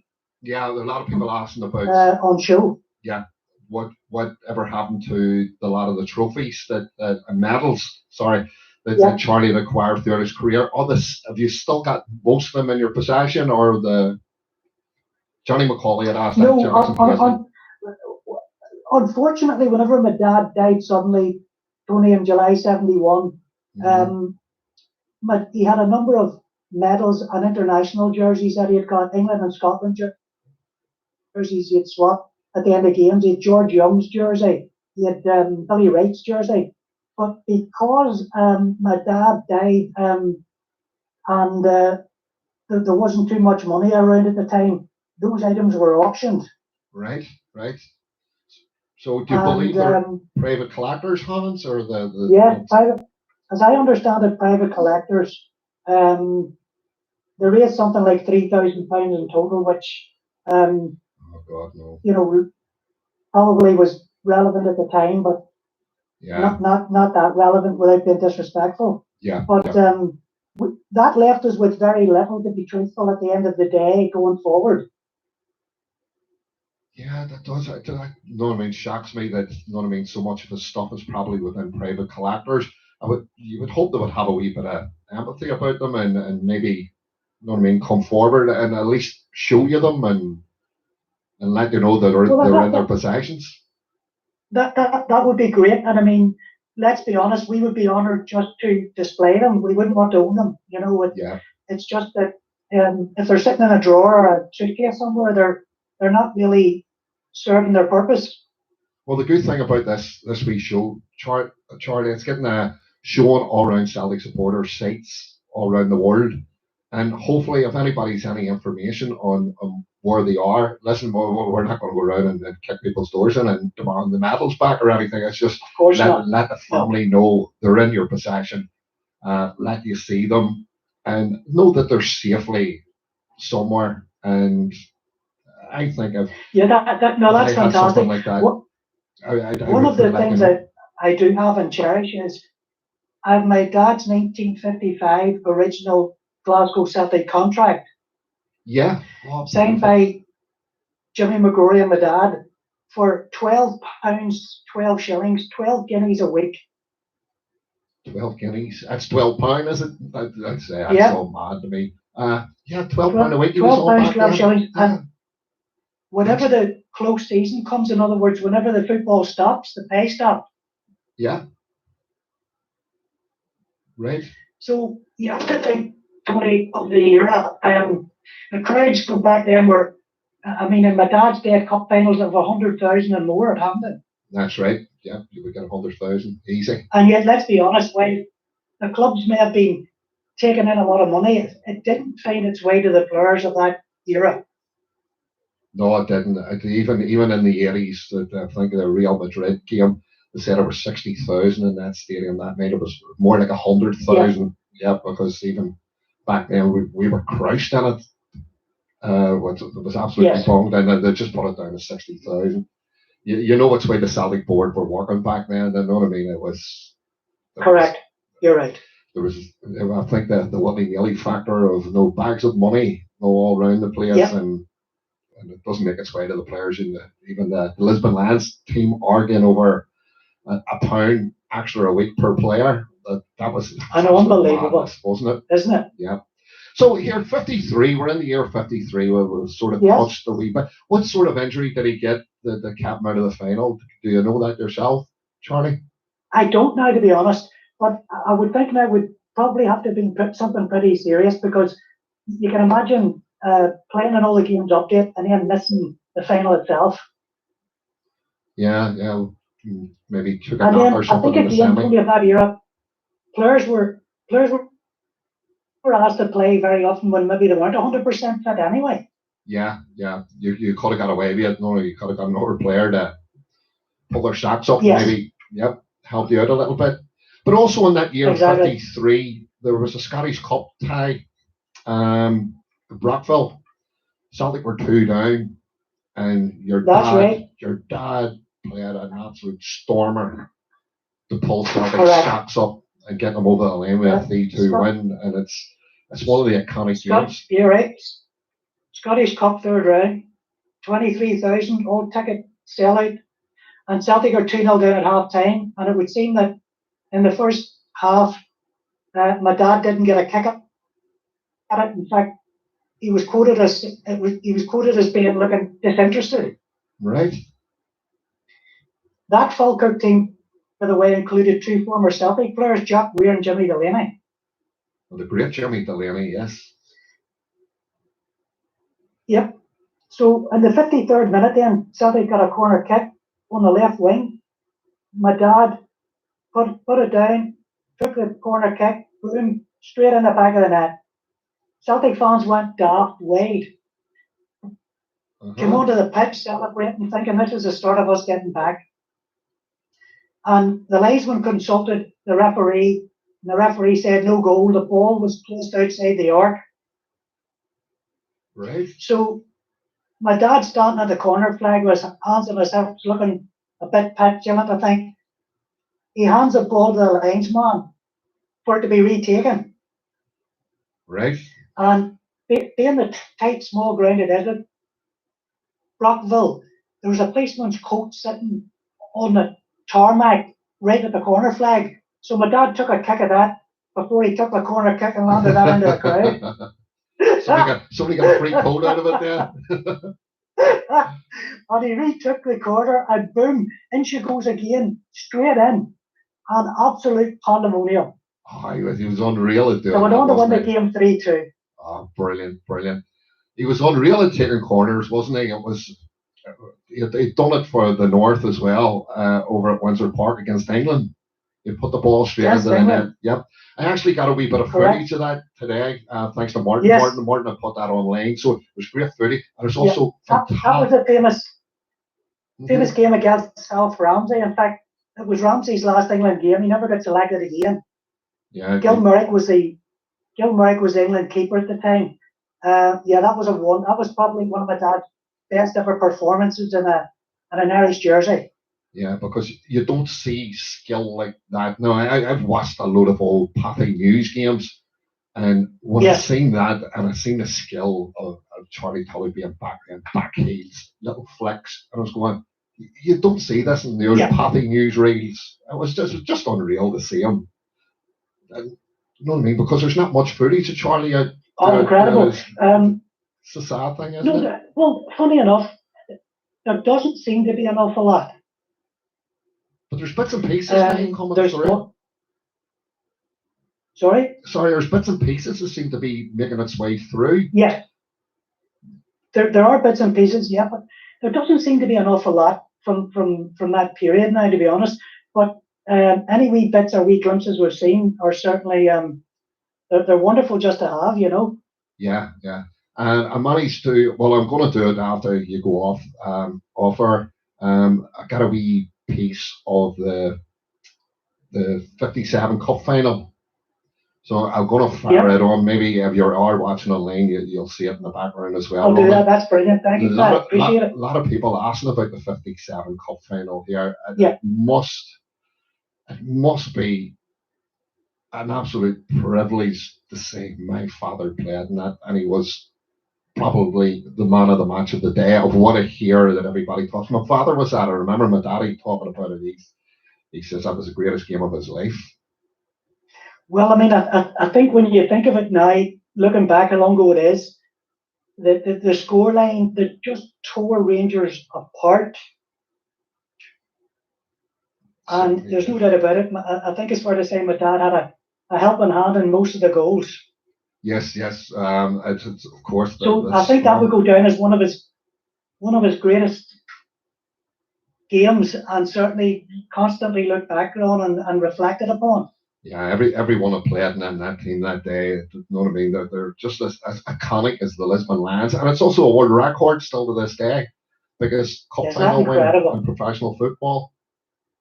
Wow. Amazing, absolutely amazing. There's people asking, Johnny McCauley and Paisley wants to know, do you still have your dad's medals and memorabilia from the 7-1 games? No, that was another one that went as well. Yeah, we only have one international cap and one medal. And that's all you have in your possession? That's all we have. Everything else was auctioned. Right. So, Celtic supporters listening out there, if you know of anybody that has any Charlie Tully memorabilia within their homes, please contact me or contact the Belfast Celtic Museum or contact Charlie directly.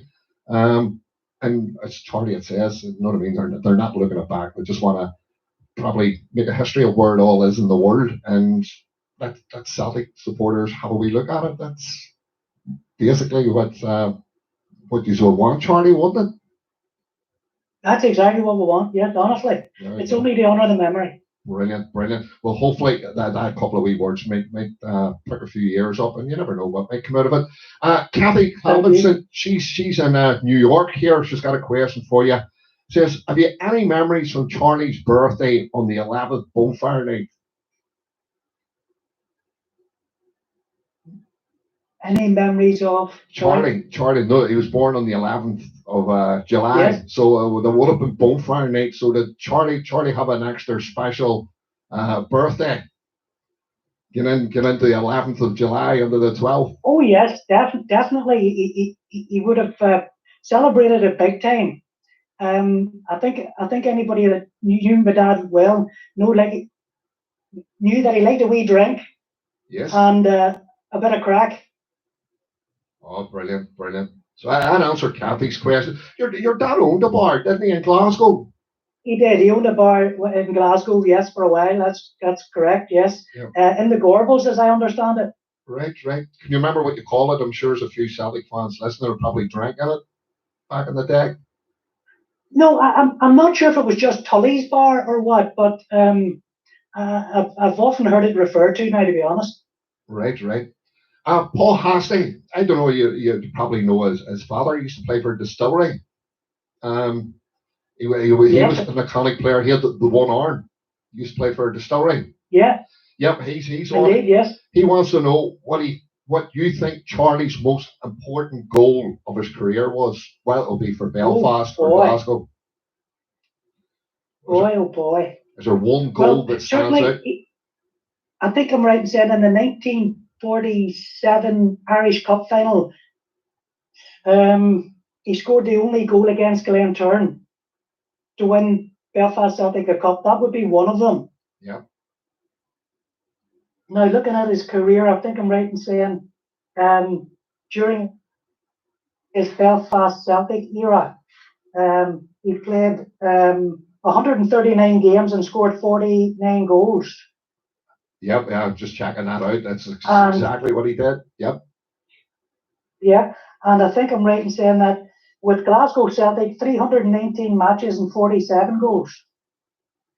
I know. How are you supposed to pick one out of those? It's really difficult. It is really. You gotta say that corner kick. Yeah, know what I mean? The corner kick, definitely. Oh, The fact that that just the stands fact out. that he had to do it again, and then I suppose the international against England, 52 at Windsor, again to be able to score direct from a corner again, fantastic. Right, I've got my son with me. Declan is a Smokey's grandson here, so he's a couple of Hi, questions. Declan. Hello. Hi, Charlie. How are you? I'm good. Great to talk to you. Thank you. Yeah, likewise. Just a few questions here.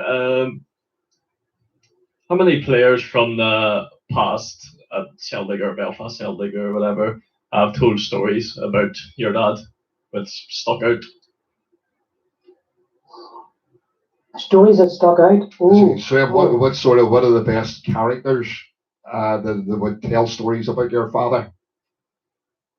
Well, a big buddy of my dad's at Belfast Celtic would have been Jackie Vernon. He would have been able to tell a great story of the Glasgow Celtic era. Billy McNeil, Bertie Auld, fantastic guys. Sean Fallon. Oh, legend. Yeah. That's Jackie Vernon that had the butchers on the Springfield Road. That's right. Yeah, remember Jackie? Jackie was a gentleman. Yep. Gentleman, lovely man. And Sean Fallon, a terrific guy. Sligo man, wonderful man. Oh yeah, he's one of the iconic legends as well. Great. Right, go ahead, Dax. And then the next one, I believe Jock Stein stayed in touch with you, and if you had any great memories of him in the past. Well, I've got to be honest with you, not particularly, but whenever Jock sadly passed away, Bertie Peacock contacted me and asked me would I like to accompany him to Glasgow to Big Jock's funeral, and he thought that it would be fitting for me to be there on behalf of my dad. So it was an honour and a privilege to be able to go and do that and be in such esteemed company. You know, I mean, Big Jock's funeral will be well remembered, but it was a who's who of football at present, of the day, and of old. Mm-hmm. Yeah. Unreal. Surely sticks out as one of the great managers. And I believe Charlie went over to Lisbon for the '67 European Cup final. He did indeed. He was actually doing a bit of journalism for the Irish News at that time, and as I understand it, whenever a lot of the guys arrived at Lisbon at the airport, got off the plane, there was a massive queue of what looked like literally hundreds of people, and some of the guys thought they must be saying mass or getting a blessing, but apparently my dad was in the airport and they were queuing up to get his autograph. Bertie Auld tells a wonderful story about my dad being in the hotel in Lisbon before the game, and the Scottish press sort of pounced on him and said, "Well, Charlie, what do you think? Would you get in? Would you have got into this present Celtic team?" And in typical Tully fashion, he quit. Well, I suppose I could always have took the corners. Oh, legend. That's right. I remember that the Irish News. I was trying to remember. I've seen some great photos today, and I remember that the Irish News had brought him over for the Lisbon final. There's some great photographs. I don't know where you've seen them through a few Celtic sites that somebody had 6mm reel film, and he's put it online. And I've seen your father in it, and there were some great photos that come up with your father on the pitch as well. Isn't that fantastic? And they're all going about, and I make sure that I go around the sites and find out where they are, and I make sure they're documented, and I keep them on and drop them to Martin, and he can bring them down to the museum. That's brilliant. Thank you. Appreciate that, Tony. Thank you. Right, Declan, go ahead. Yep, and filling at the day is the anniversary, 50th anniversary of when Feyenoord beat Celtic in the European Cup final. Was he at that one in Milan when Fernald beat Celtic? When was that? Sorry. The 1970 European Cup final, which was Celtic versus Fernald. If he Yes. went over to that one. He was at that one. Yeah. Yeah. Yeah. Any stories from your dad over that? Sorry? Was there any stories of your dad over that? No, I'll tell you. Do you remember the Leeds games? Yes. Famous Battle of Britain, as it were. Yep. They were deemed Leeds United cells. Yes, he was. Go ahead, Charlie. When would that have been, Tony? Now, that would have been 1970. Yeah, that was the semi-final. So they were playing in sort of. I went to Glasgow with them. Now, 1970, I would have been 20 then, and we went to the game, and we were queuing up going into the game, and quite literally from nowhere, there's, I wouldn't exaggerate saying this, 300 or 400 people accumulate around my dad at the turnstile. All looking to get photographs and shake his hand and get a chat with him. And eventually the police had to come and move them all on and get us into the ground. And I mean, as a young boy, and I mean, I was still relatively young then, again, that brought home to me, my God, this man really is, he's something special. Yeah, he's a god, the Celtic supporters, really is. Right, Dax, go ahead again. Yeah, just the last question. I would say that Charlie was probably the Henrik Larsson of back then, and I think me as a young Celtic fan have learned from him through the songs, and how probably future young Celtic fans are going to learn from him through the songs, and that'll just get people going, and I'm sure that gives you immense pride, and that young people will be learning about Charlie Tully for years to come. Declan, I can say this honestly, my heart just beats with pride. It's awesome to think what the man achieved, what he did, his love of the game, his love of the fans, not just to play for one great Celtic, but two great Celtic clubs is quite incredible.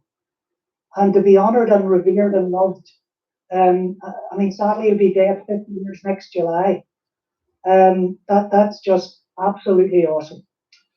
It'll be 50 years next year. That'll give us enough time, and I certainly believe, because I've spoken to a few people about this, about getting a lifestyle bust of Charlie Tully in West Belfast. It has to be done, and it has to be done next year for his 50th anniversary. That is the only fitting tribute that we can do here in our city. He is iconic. He is the biggest Celtic legend to come from Belfast. Even Anton Rogan, I'll say that he was in the centenary team of '88. Charlie is just, he has to be honoured by West Belfast. He's the greatest probably sporting achievement, apart outside of our boxers, in the footballing world. He's honestly, it's bringing tears to my eyes, Tony. I'm not lying. Oh, thank you. Oh, it has to be done. And we have to make a big effort as well as finding out where his memorabilia has gone throughout the years as well. Just for the museum and for yourselves as a family, just to know where it is and give you peace of mind. So Celtic supporters out there, if you know of anything, please get in touch with me if you want to do it privately. There's the wee private button there. Just send me a wee message and I'll pass it all on to Charlie Jr. here. So please get in touch. This will definitely, hopefully, what Celtic supporters are like when they get together, they can make things happen. Oh, fantastic! Honestly, brilliant. There's nothing like him now. Honestly, yeah, the best in the world. And when he finally left Celtic, and that would have been 1950, 52, 50. No, sorry, 58 season, wasn't it? Yeah. Yep, that he had finally left. 1958. He wrote an autobiography called "Past to You." Yep. Yeah, I believe that turned up. And sorry? I believe the transcript of that turned up. The original transcript. Yes, it did. Yes. Yeah. And I've since acquired all the rights to it, so I'm planning to have it back in print and to add some new chapters to it. Oh, brilliant! That is superb news. I'm glad because we bits and pieces maybe start to flow in as well. I definitely I'm going to make it my because with this lockdown as well, I'm going to contact a few people. They're going to go well. Next year's 50 years. We this can be Yeah, done. 50 years. Uh, Yeah, so in 1958, when he wrote the book, he was summoned before the Celtic board. He right. was reprimanded and told that Oh, basically God. his Celtic career was over. Right, and it would have been over the book as well. The book played a part in it. Mainly because of the book. Oh, right, right. And I understand from my late mum, Carrie, God bless her, and God rest her, he came home that night and cried. Unreal, unreal. That's how much he loved the Celtic. Correct? Yeah. Oh, that's just that stunned me. It stunned me because I never knew that. Um, but his legacy, you know what I mean? I don't. Where's all these people who sit in boardrooms because we don't remember them. We remember the people who actually get out onto the Well, pitch and Tony, I have to get their tell blood. you, in July 1971, when my dad died, Glasgow Celtic wanted to bring the whole team to the funeral, but they were Right. told by the RUC that they couldn't guarantee their safety. All right, but like the So- Celtic team when they played Linfield a few years ago, they said the Yeah. very same thing. God, nothing So- changes, eh? Sean Fallon came over with Big Jock, and they stayed in the Europa Hotel under false names. And Billy McNeil spoke to me at the graveside. Now, I have to say, I was 20 years of age, had a younger brother and sister. My dad died at 47 years of age, So young. suddenly without warning. And Billy said to me, Charlie, I just want to give you my telephone number. If you ever need anything, give me a ring. And innocently, I looked at him and said, sorry, Mr. McNeil, but I don't understand. What would I need? Right. And he said, you can't realize what your dad means to Glasgow Celtic, what he has done, what he's achieved. In years to come, when you grow older, you'll understand. And about 15 years later, I met Billy. He was finished playing in, he was running a pub in Glasgow. I was taken by a friend to see him, and the first thing he said to me, Tony, was, Charlie, you never rang me. Oh, not a shame. Yeah. But here, that's what kind of family you were. You know what I mean? He's never sought the no, put the hand out or anything like that. Or can you get me this? Can you get me that? You were just a great family. We were just ordinary folk, Tony, Yeah. trying to honour a wee boy from the Falls Road who became a legend. Unbelievable. Yeah, yeah. Oh, it's great. And they've got a plaque up down in McDonald Street from your old home as your one down there. I don't think it, no. Is there not one? Now, there's one in St James's Road, Tony. I know number the 9. ones at St James. I see that all the time when I'm walking up. Yes. Yep. Yeah, fantastic. Yeah, but I thought And the about one number at of the people that Burnham. come there and get a photograph or stop and have a look at it is incredible. Together with the grave too, because Are you still in it's that house? unbelievable the number of people that just want to get a photograph. Yeah. Are you still in? Is that still a family home? St James's? No. No. Yeah, it's been passed on since then. Right. No, but right. kindly the people that are there have been fantastic. They're wonderful, very understanding, and they respect just what we're trying to do in memory. Yeah. It's great to see the Belfast Celtic plaques all around the city with former homes of great players. It's fantastic. Yeah, keep it up. You're doing a marvellous job keeping the name of Belfast Celtic alive. And yeah, you've got me into it. Well, my father got me into it, but the likes of your father there just keeps the momentum going. Your father's name, and it's been passed on to my son. He's only 19 now, and he's got his whole life in front of him to promote this as well. Oh, isn't that marvelous? Honestly, thank you. Here, I tell you what, it's been an absolute honour and a privilege to speak to you, Charlie. It has been. our love to Tony, you. if I could take a wee opportunity before I go, Yes. just to mention something on behalf of the Belfast Celtic Society. Yes. I hope you don't think it's you, me. You take all the time you want, Charlie. You've got such a huge loyal Celtic audience out there. Perhaps I could just let the folk know that on the Belfast Celtic Facebook, on the 15th of Friday, 15th of May, round about 8 o'clock, we're going to be doing a series of lectures on Belfast Celtic. Right, great. Every Friday from the 15th of May for about 3 or 4 weeks. Excellent. I'll share that onto the streams as well. I'll definitely do that. And perhaps it's something, Tony, that again, not being too cheeky, that I could link up with you with maybe sometime in the future when we could maybe do a wee Belfast Celtic session if that was permissible. Certainly, you come up here. You'll sit in here. We have a Celtic room in here, and your father's pictures are over it as well. It'd be an honour to have you up here, Charlie. An absolute honour. Thank you. So if I can just have a great big hail shout out to all the Celtic fans all over the world listening in tonight, just to say a big thank you, an honour and a privilege to come on and to be able to talk about my dad, and to thank you personally for having me. The pleasure's all mine. Pleasure's all Declan's. It's been amazing to have you in here. Absolutely amazing. And of course, we will do our damnedest to try and track down some of the memorabilia of Charlie. And of course, it's even speaking to you now, it's given me the energy to go, and it's to be saying 50 years next year to get something really special done for Charlie in West Belfast.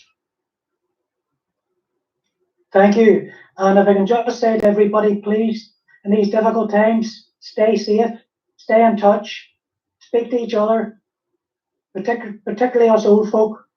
It's always great to have a natter and a bit of crack, especially Celtic crack. Oh, brilliant. And this avenue's always open to you anyway, Charlie. We could go on here and speak for hours and hours and hours about your father.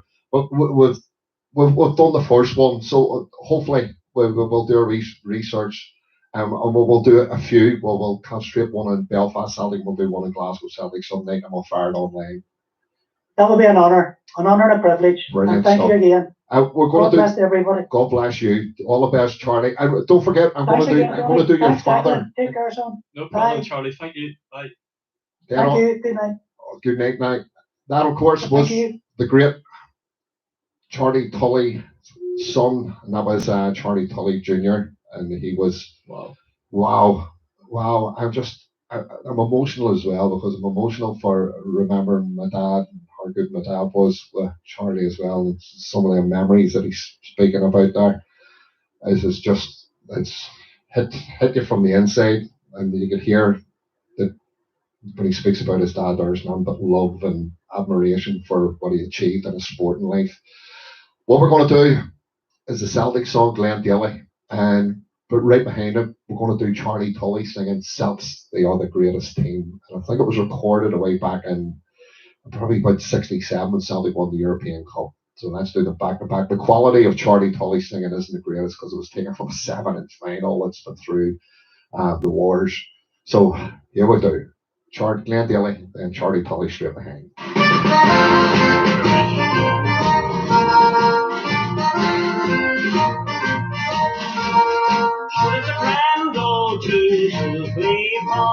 Should a grand old team be dead? When you read its history, it's a lot to make your heart grow sad. God bless them, we don't care if we win, lose or draw.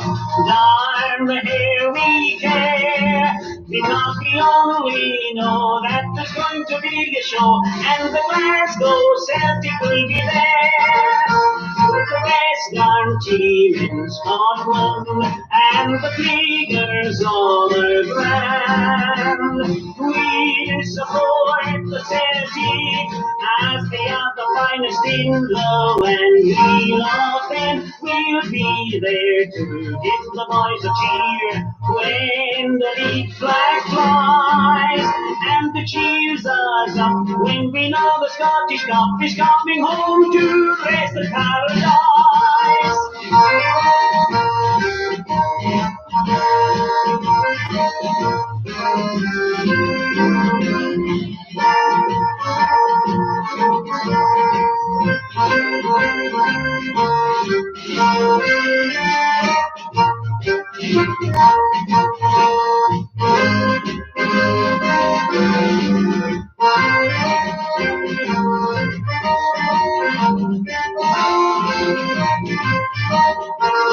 Sure, it's a grand old team to play for. Yes, it's a grand old team, be dad. When we read its history, it's enough to make your heart grow sad. God bless them, we don't care if we win, lose, or draw. Darn the hair we care, because we only know that there's going to be a show, and the Glasgow Celtic will be there, and the Glasgow Celtic will be there.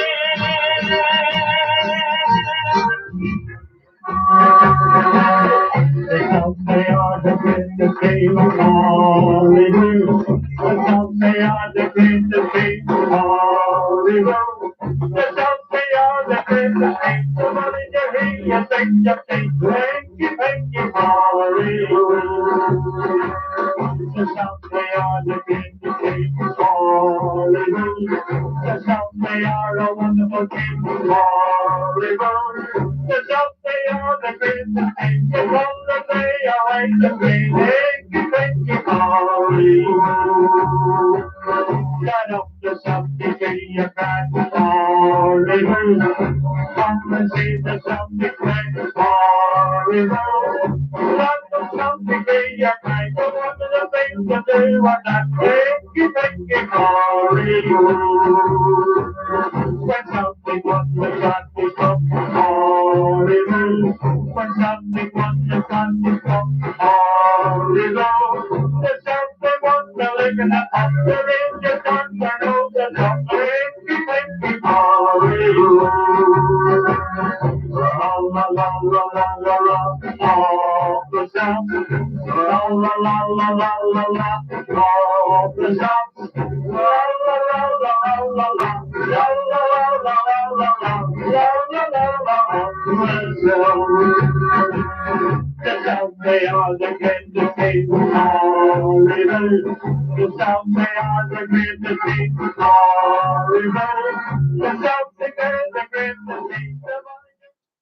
There you go. That was the voice of Charlie Tully singing the Celts. They are the greatest team, and he wasn't far wrong, was he? I tell you what, that was outstanding to hear.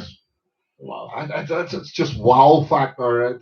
You have to be a Celtic supporter to understand, but all of you are tuned in are Celtic supporters. That was just that was blow me away material, blow me away, and when he talked about, I knew it was coming up, like his 50th anniversary. All the Celtic supporters that I know that live within the vicinity of me get together. We're going to knuckle down. We're going to get together, and definitely through our councillors and Belfast City Council, we are going to make sure that statue happens. We'll let the family choose where it goes, but maybe the Falls Park would be a great place to put it in. He was born in McDonald Street. It's absolutely amazing to speak of such an iconic person, and it's just so matter of fact of speaking about him. It was unreal.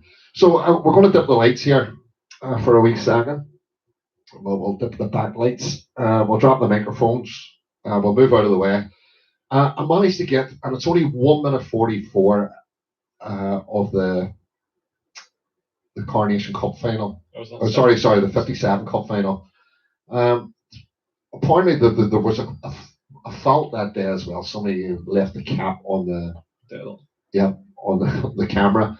But there is this classic footage. It's only come up lately, and hopefully, you know what I mean. If you've got the wee zoom feature on your phone, just put your fingers in, you can zoom it up. If you're watching on TV, hopefully this will come across pretty good for you. So, Dax, if you jump out of the way, I'll move these seats as well. Yeah, and we'll drop the two. We'll drop the microphone here, and you can get a look at this footage. It's going to appear on the back screen here. The 57 Cup final. Let's do it for you. No, that wasn't it. Here, try again. Wrong button. Here we go. Right, bear with me here, bear with me, because there's so much technology going here in the background. Yep, that's it coming up for you now. Don't worry, it's coming on. Celtic kick off in the League Cup final at Hampden. Their first final with Rangers. What a day for the Parkhead fans as the cup holders call the tune with an opener from Sammy Wilson.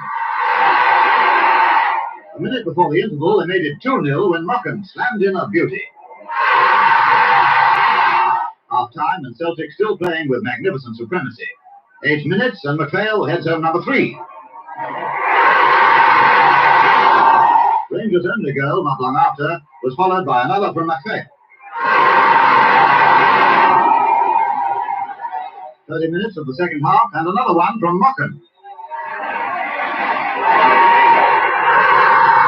All about rubbing it in, here's McPhail's hat-trick.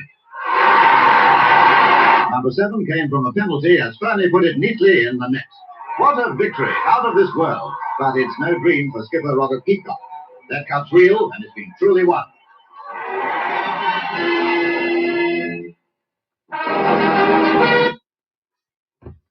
Oh, so there you go, folks. 1 minute 44 footage that was taken by the AP News Agency. Well, that's I think the Taffy or whatever who own them now. Yeah, but that only came to light recently. That bit of footage. Yeah, this I think, oh, we don't have to lift our trophy off that rag anymore. Yeah, that's well gone, isn't it? You also notice in the footage, two Irishmen with the first two off of the cup. You had Bertie Peacock, who lifted it, being the captain that day, and straight behind him, that lifted the plinth of the cup was Charlie straight behind him. So what I'm going to do, I have a nice software on the computer, so I'll get that stilled, and we'll get a great shot of it. And there's a few people out there can enhance the photograph as well. So that will be excellent to do, and of course the family will greatly appreciate that as well. We've got to do Hampden in the sun just straight behind that, don't we? Mm-hmm. You tell the story about it, Dax, and I'm going to queue it up. Showed it. We've been on 7-1, the still world record. Man City near beat it there. Yeah, Man City near beat it. 6-0, they beat Watford. Yeah, we're all going, oh no. But if you kind of figure that they've kind of, well, not really matched in a way, but both won by 6 goals. Like.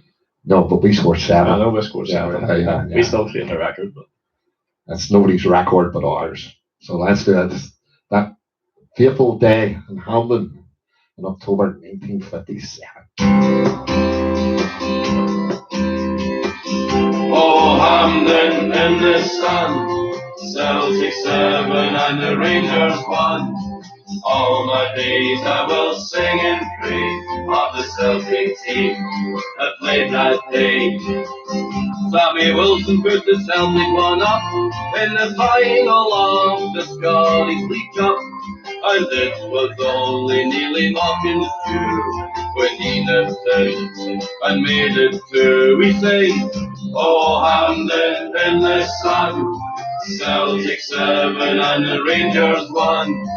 All my days I will sing in praise of the Celtic team that played that day. Geordie Nevin was all at sea. He couldn't stop McPhail from making it 3. And then young Billy sure he made it 4. The Celts were in for a record score. We sang, oh, Hampden in the sun, Celtic 7 and the Rangers 1.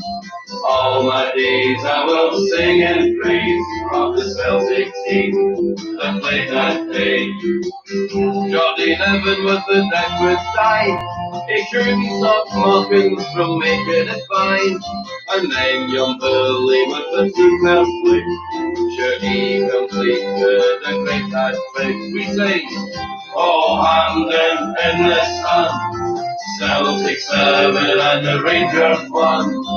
All my days I will sing in praise of the Celtic team that played that day.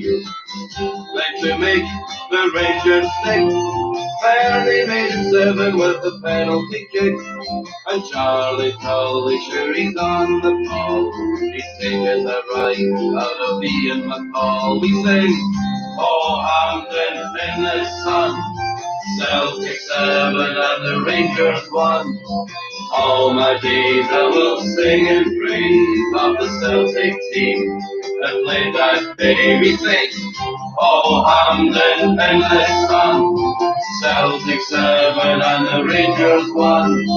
All my days I will sing and praise of the Celtic team that played that day.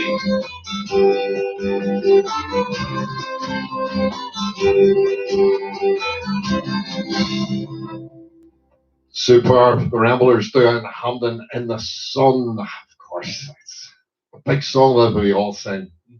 Right, a couple of people to give a wee mention. I want to do for Tim Skinnell, his mother is doing a head shave. Now, especially at her age. I'm not going to say what age she is or even trying to say, but she's put it online. She's 74, for God's sake.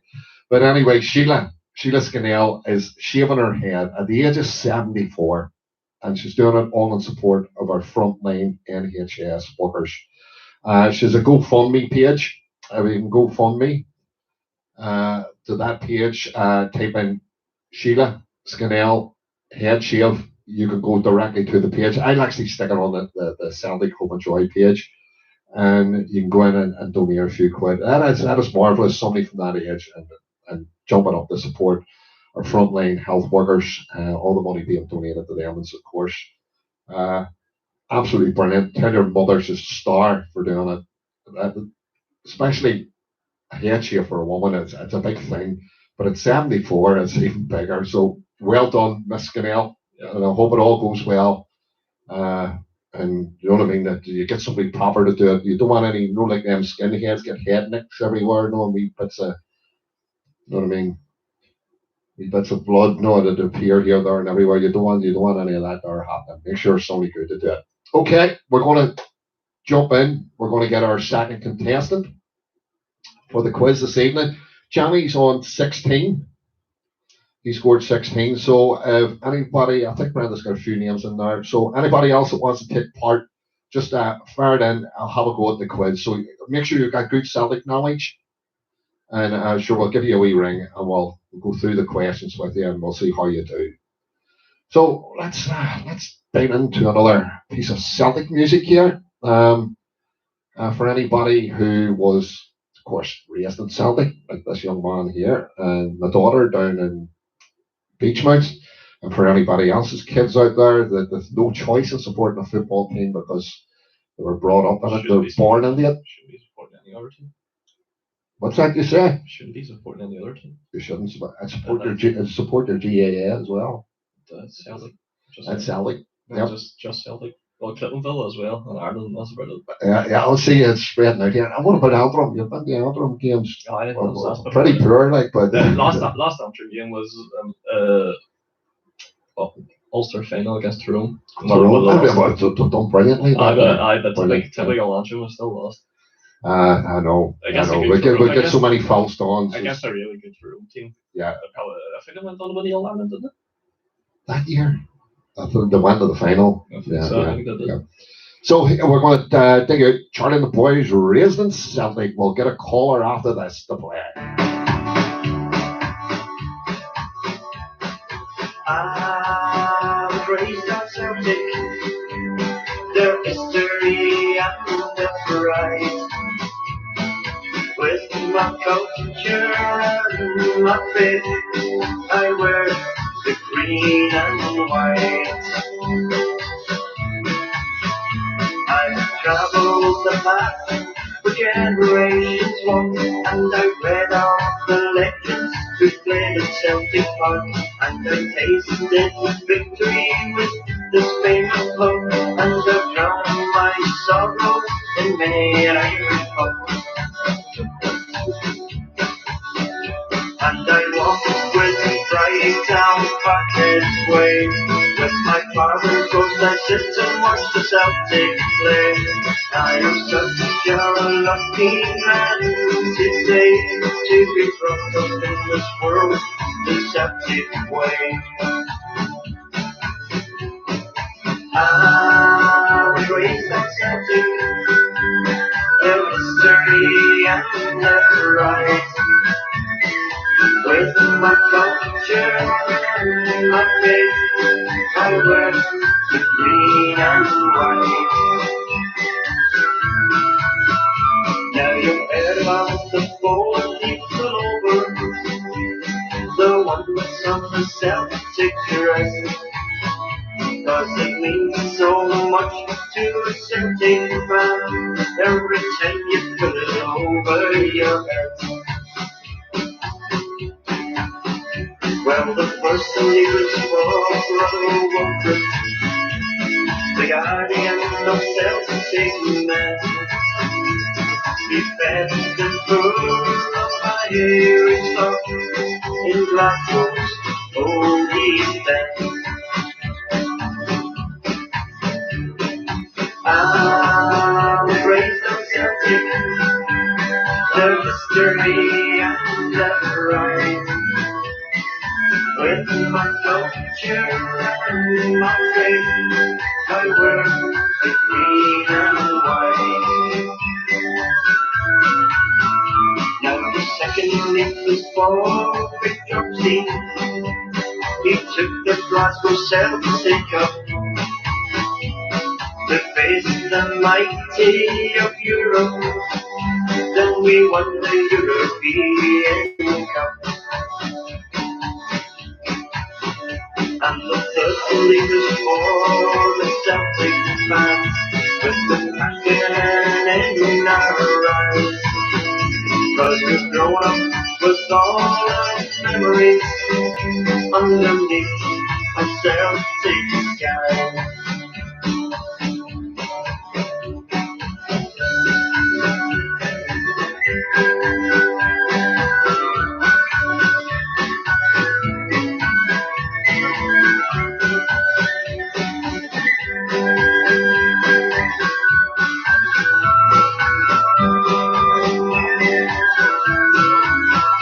And the fourth league was for the children, and the memories that we will pass on. With our music and our stories, we'll carry on the Celtic bond. And they can tell the children all the things that they have learned. Cause just like us, they're lucky ones to be brought up a Celtic fan. I was raised on Celtic, their history and their pride. Students, Sean Haynes said the Bundesliga is back next Friday. Oh, I'm looking forward to it. Also, Gary O'Day, he's from Tipton in West Bromwich. He's from the Shegabara Celtic Supporters Club over there. Big hail to you, Gary. Glad you've tuned in. Hope you enjoyed the Charlie Tully Jr. interview. Also, Damien Hitchin. Hi, D. How are you doing? Jim Brady in Vancouver in Canada. So we're pretty global this evening. Yeah, great to have your ears, Jim, and I hope everything's well with you in Canada. Right, our second player playing this evening, the Celtic quiz. Hopefully, be on the end of the phone here. Going for option B. Dax be asking the questions. You'll get a few seconds to answer the question. Hello, Charlie. Mick, how you doing? Okay, mate, thanks. Oh, good. Did you enjoy the Charlie Tully interview? Absolutely outstanding, mate. Yeah. He's an absolute gentleman of the highest class. Brilliant, first class here. Great interview. Yep, here you're in for the quiz here. Dax will be asking the questions. So you'll get 10 questions. You have to answer them as quickly as possible. 3 points for the correct answer. If you need help, just shout it out, and then give you a couple of the options. Just pick one. So you're up against Johnny, 16 to beat. Okay. Are you confident?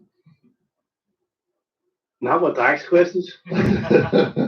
Right. Your mic. Oh, sorry, I haven't Yeah, turned Dax so mic. I'm trying to talk to you. Has my mic off? Yeah. Can you hear Declan? Yes, you can hear him. Yep. Right, Dax. I'm gorgeous. I'm so high. I'm good. You gonna be Johnny here? I'll try my best. Right. Okay, right. Here we go. 5, 4, 3, 2, 1. Go, Dax. When did Ronnie Dyla first do the Ronnie Roar? 2000. No. Where did he? Tynecastle. Nope, Dundee. From which club did Celtic sign Virgil van Dijk? You can sure tell. Groningen. Yep. Good man. Yep. Who was the last Celtic player to score a Champions League group stage goal? Any time of night, mate. Hal. Callum McGregor, Patrick Roberts, or Musa Dembele? Musa Dembele. Correct.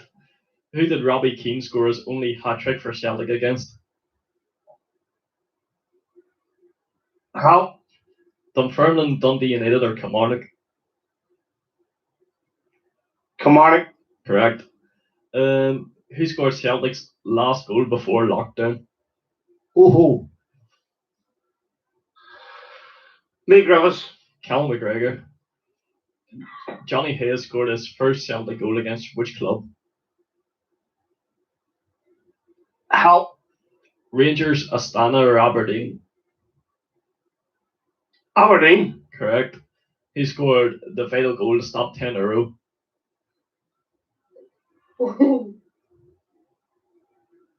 Hal Bradback. Correct. Who scored Celtic's first goal of 2020? What are you going for? Oh, you're not Google there. I'm not. Wait, hold on.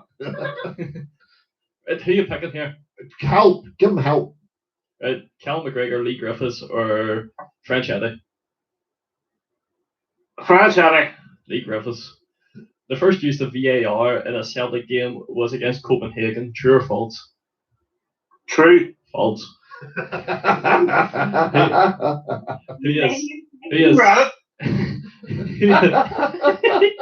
Who is Celtic's Champions League top goal scorer? Sorry, you repeat the question? Who is? I started, so I finished. Who is Celtic's Champions League top goal scorer? French Eddy. Chris Sutton. Ah, Jesus, Mick. Took it 2 minutes 25 seconds to get through all that. Here, you switch your phone off. Mick, let's see what you had here. 3, 6, 9, 10, 11. You scored 11. Oh, but that was a lot. That was a good effort. 11. Right, okay. I but thought I was better than that. I know, but Johnny done 16, so he's the winner this evening. So well done, Johnny. Take running on the face. Aye, here, Johnny, enjoy it. I'm going through the cupboards here to send him over something. I found no that food to send. You no in the boxes. No. You go out and buy the meat and you throw the stuff in. I found a couple of boxes of those. I think I'll send Johnny over one of those, wrapped in a scarf and a program. Yeah, thanks very much for having me on. And well done, Johnny. Well done, you two. Brilliant tonight with Charlie Formation here, and great show. Keep it up, us. Well done. Yeah, Mick, much appreciated here. Thank you very much. It's Michael Clark. He was our second player this evening. We'll probably run this every week now for a bit of crack. Just get Celtic fans on and see how good they are at their history questions. So the winner this week, Johnny had 16 points. Runner up, Mick on 13. No, 369. Yeah, let's clear up the VAR question. Sorry, 11. Yes, yeah. Clear up the VAR question. Because probably everybody's screaming that it was the Copenhagen game, but if you watched your pre-season games, that Celtic were given a VAR decision penalty in pre-season. But I forget who it was against. It was in Slovenia. Yeah, that's right. That's right. And French Eddy missed the penalty, unfortunately. That's not like him. And Eddy missed the penalty as well. There you go. There you go. Statos Has it all? And Has it all up probably there? everybody's saying that Ronnie's first roar was against Aberdeen, but I think against it was before the game, before kickoff. He actually did it against Dundee. There's not a video of it, but there's a still image of him doing it against Dundee.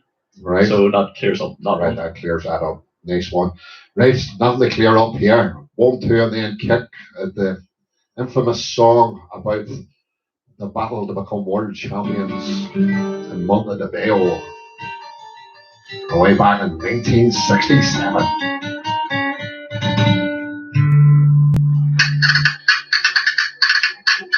Way down in Uruguay, in the land of sun, a football beast was to be seen. Between the Glasgow Celtic, the champions of Europe, and racing from Argentina. Where nearly everyone came to the land of sun, a football beast just to see. There were TV cameras from every nation, but not from the BBC. Oh, 1, 2, and then kick. Was the dirtiest game you ever seen. Between the Glasgow Celtic, the champions in Europe, and racing from Argentina. Oh, well, the referee, he came from Paraguay, a South American state. Oh, well, the Glasgow Celtic didn't think much of it. The reason that he was great, cause he sent up Bobby Lennon, Bobby loved him too. He sent up Yogi Bear as well. When he sent up Belty, he told them he was dirty, but he told him to go to hell. Oh, 1, 2, and then kick. Was the dirtiest game you ever seen. Between the Glasgow Celtic, the champions of Europe, and racing from Argentina.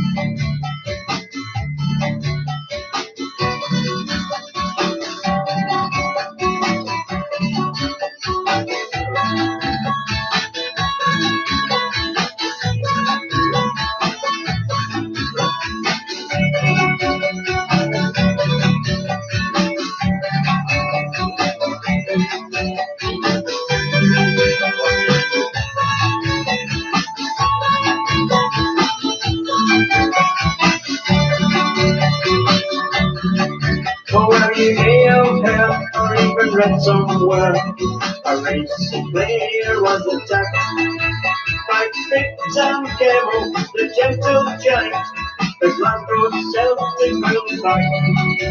When we asked McDown, who's as gentle as a lamb, is there anything he'd like to say? He said, I saw the action replay, I know it looks like me, but I swear it was Danny Kaye. Oh, 1, 2, and then kick. Was the dirtiest game you ever seen. Between the Glasgow Celtic, the champions of Europe, the racing from Argentina. Well, it's a sad reflection on the game of football. That team might race them on the cup, but the next time we meet them, we're surely gonna beat them. Cause Celtic will be tougher than them. Well, the news today from their hard-headed way, the Jock Steven won't let me think it down. He says I'm making Celtic circle, we're signing Henry Cooper, and I'm looking for Walter McGowan. Oh, 1, 2, and then kick. Was the dirtiest game you ever seen. Between the Glasgow Celtic, the champions of Europe, and racing from Argentina. Oh, 1, 2, and then kick. Was the dirtiest game you ever seen. Between the Glasgow Celtic, the champions of Europe, and racing from Argentina. Oh, 1, 2, and then kick. Was the dirtiest game you ever seen. Between the Glasgow Celtic, the champions of Europe, and racing from That's a very iconic single as well. Of course, about the World Club Championship was held both Uruguay, Argentina, Glasgow. and Glasgow. 3 games took the side And I think in the end, Listen, Mick Clarkson on to be saying I'm wrong with the VAR question. Listen, see if you watch pre-season games, you'd know it, Red, you fake fan. whoa. Slow down. I'm only joking. But yes, that did happen. Look it up. Yes, I remember. There First was VAR interaction with Celtic was that game. Yeah, Celtic TV brought a few games during the pre-season friendly. It was one of them ones, there was about 40, 50 people at it. It was broadcast by Celtic TV, and there was a VAR decision, believe it or not, even back then. There must have been plenty of cameras at it to give it a VAR decision. Pre-season doesn't count, apparently. That's what he's saying to me. And pre-season doesn't count. Well, I didn't say if it was competitive or non-competitive. See, Mick will take you up on that. He might let you forget this. I have a curveball, Mick. That's right. Yep. Know what I mean? Them extra 3 points there could have. Well, then, because it was the. Could have still had a beat. I'll take them up to 14. But I think Johnny's a very notable winner in 16. So well done, Johnny. There was more mentions. I found them down here, and apologise. Some of the people I never mentioned during the Charlie Tully interview. Sorry, they were put out of the way. Gary O'Dees was to say hi to Charlie Jr. from him and Vincent. I make sure I pass that on. Don't worry. And Brian McGee was asking, and I wanted to ask him this: when you come back home again. It was played at Celtic Park before the games, and he was asking did he know anything about the song. Listen, it's not going to be the last time we're going to have shows like this, and it's not going to be the last time we'll speak to Charlie because he says he wanted to make another one. And I'm going to keep these to the side to make sure that we clear them up. There's a lot of people asking for the usual stuff. Grace, Mick McFarlane's Dreamer. See if there's anything through them that we've missed. No, I think everything's been read out, those ones as well. We've got the questions, over to Charlie. So Grace, Marty Kane wanted 1-2 and then kicked, so hope you enjoyed that, Marty. So up now, we are going to go to the heat of Lisbon. Cadalba, if anybody goes to the Ireland games, will be very familiar with Cadalba. They play in the rugby club when we go down. They are a great band. Great rebel band too. They've done a great version of 67 in the heat of Lisbon. I usually do the pump version by the Quadrophenians, but this week a wee bit more subtle and calmer version. Enjoy.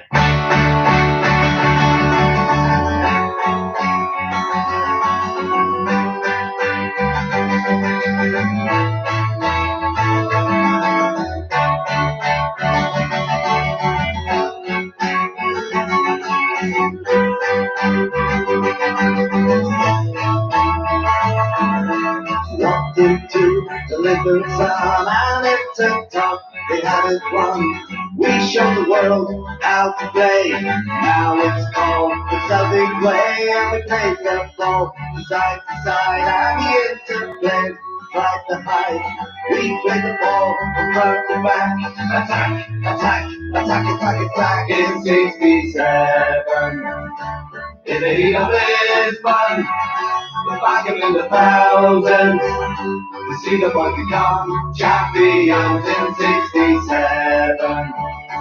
In the heat of Lisbon, we're back in the thousands. To see the boys become champions.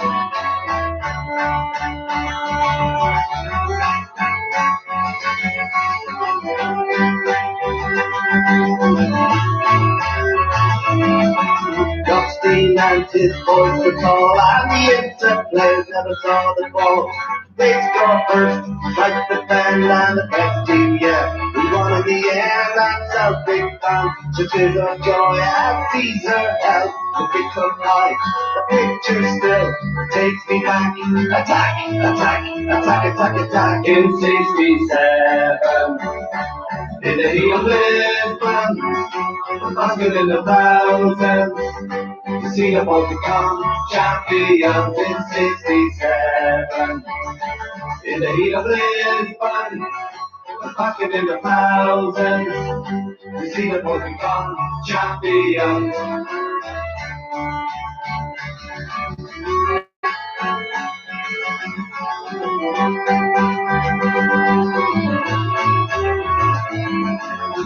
to use some Sunday day when Cameron Craig sits in play.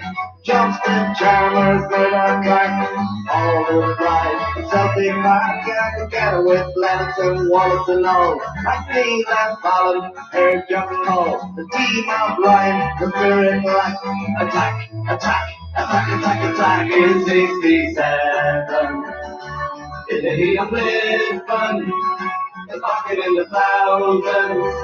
To see the boys become champions in 67. In the heat of Lisbon, the bucket in the thousands. To see the boys become champions.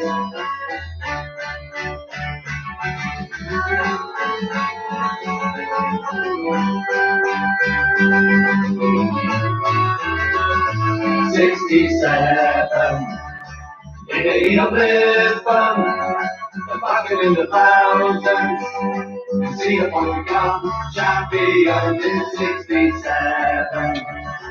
In the heat of Lisbon, the bucket in the thousands.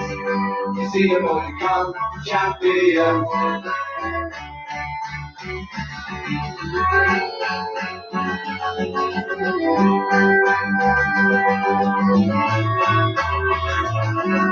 Attack, attack, attack, attack, attack, attack, attack, attack, attack, attack, attack, attack, attack, attack, attack, attack, attack, attack. That's quite a good version. That's the Cadalma version of 67 in the heat of Lisbon. Definitely. Quadrophenians. You prefer the Quadrophenians version? Yeah, it's very punkish, the Quadrophenians one. But if you like that more folky version of it, which is pretty good as well. Celtic songs, that's what we're rounding off with. We've done enough talking this evening. We had to bring in Charlie Cully Jr. on. We will be putting the video edited and all just for the interview online as well. And we'll be putting it on for YouTube viewers as well. So anybody wants to go out and rerun that. We have mentioned about memorabilia. Listen, keep the ears to the ground. This is how this stuff ends up being found and being found within private collectors as well. If you know a private collector does have memorabilia belong to Charlie Cully, listen, it belongs to them. It doesn't belong to the family. It just say they just want to track it down. They just want to see it with their own two eyes and knowing and that it's out there and it's being well looked after in a home. They totally understand that. So if you can't, please. We've been taken down on YouTubers. We've been taken down on the Facebook app. So we're just going to run it back up again. So we're not going to be playing any music just for a wee second. So there's been a lot of this happening on the Facebook this last way back, even with forwarding a PRS license to them, and then they don't listen, and all of a sudden, a couple of days later, you get messages from the likes of Facebook saying, you know what I mean, apologize for that, there's your video back, and there's nothing to me when we're going out live here and trying to keep people entertained during very hard times here. So Dax is more or less get it up and running. He's just going to paste in our infringement rights notice, and that's just back up and live again for the last 20 minutes of the show. As long as we're back up there, everybody can share it out there. As long as we get a wee thumbs up, let me know that you're back in, and I'll knock up a bit of music. Dax, if you can go in and share it onto the at least our Celtic page, the Celtic Crack Hope and Joy. Is that the one? Can you share it onto my Facebook so all the friends are in as well? So if you can hop yourselves back on board there, throw up a few hearts, let me know you're there, and I'll do you. I Want to Be Edward, which is Tony Boy Ray's version that was recorded live in Kelly's Bar in Scotland. 1 or 2 years made a drink in Kelly's. This is the new Kelly's, along the corner of the street there.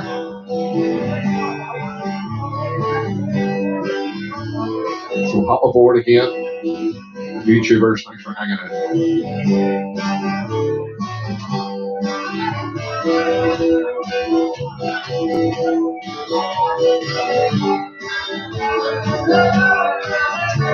I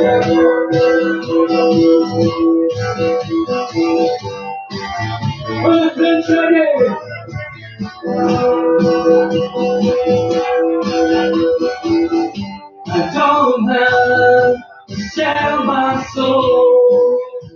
He's already in me. I don't need to sell my soul. He's already in me. I wanna be involved.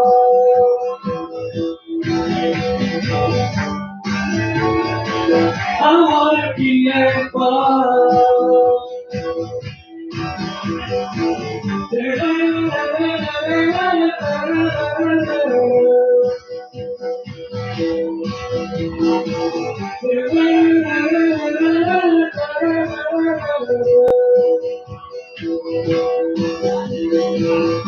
I don't have to sell my soul. He's already in me. I don't need to sell my soul. He's already in me. I wanna be involved.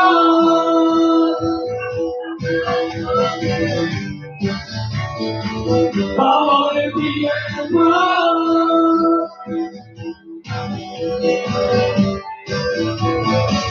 I wanna be involved. That's it. You know me. I wanna be involved. I wanna be involved. I wanna be involved. I wanna be.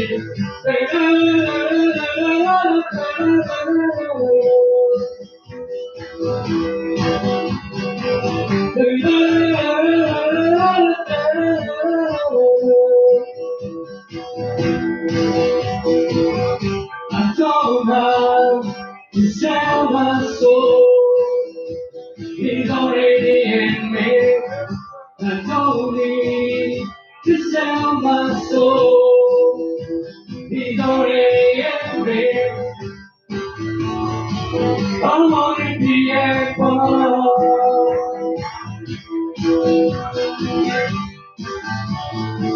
I wanna be involved. You told me I wanna be involved. I wanna be involved. I wanna be involved. I wanna be. I wanna be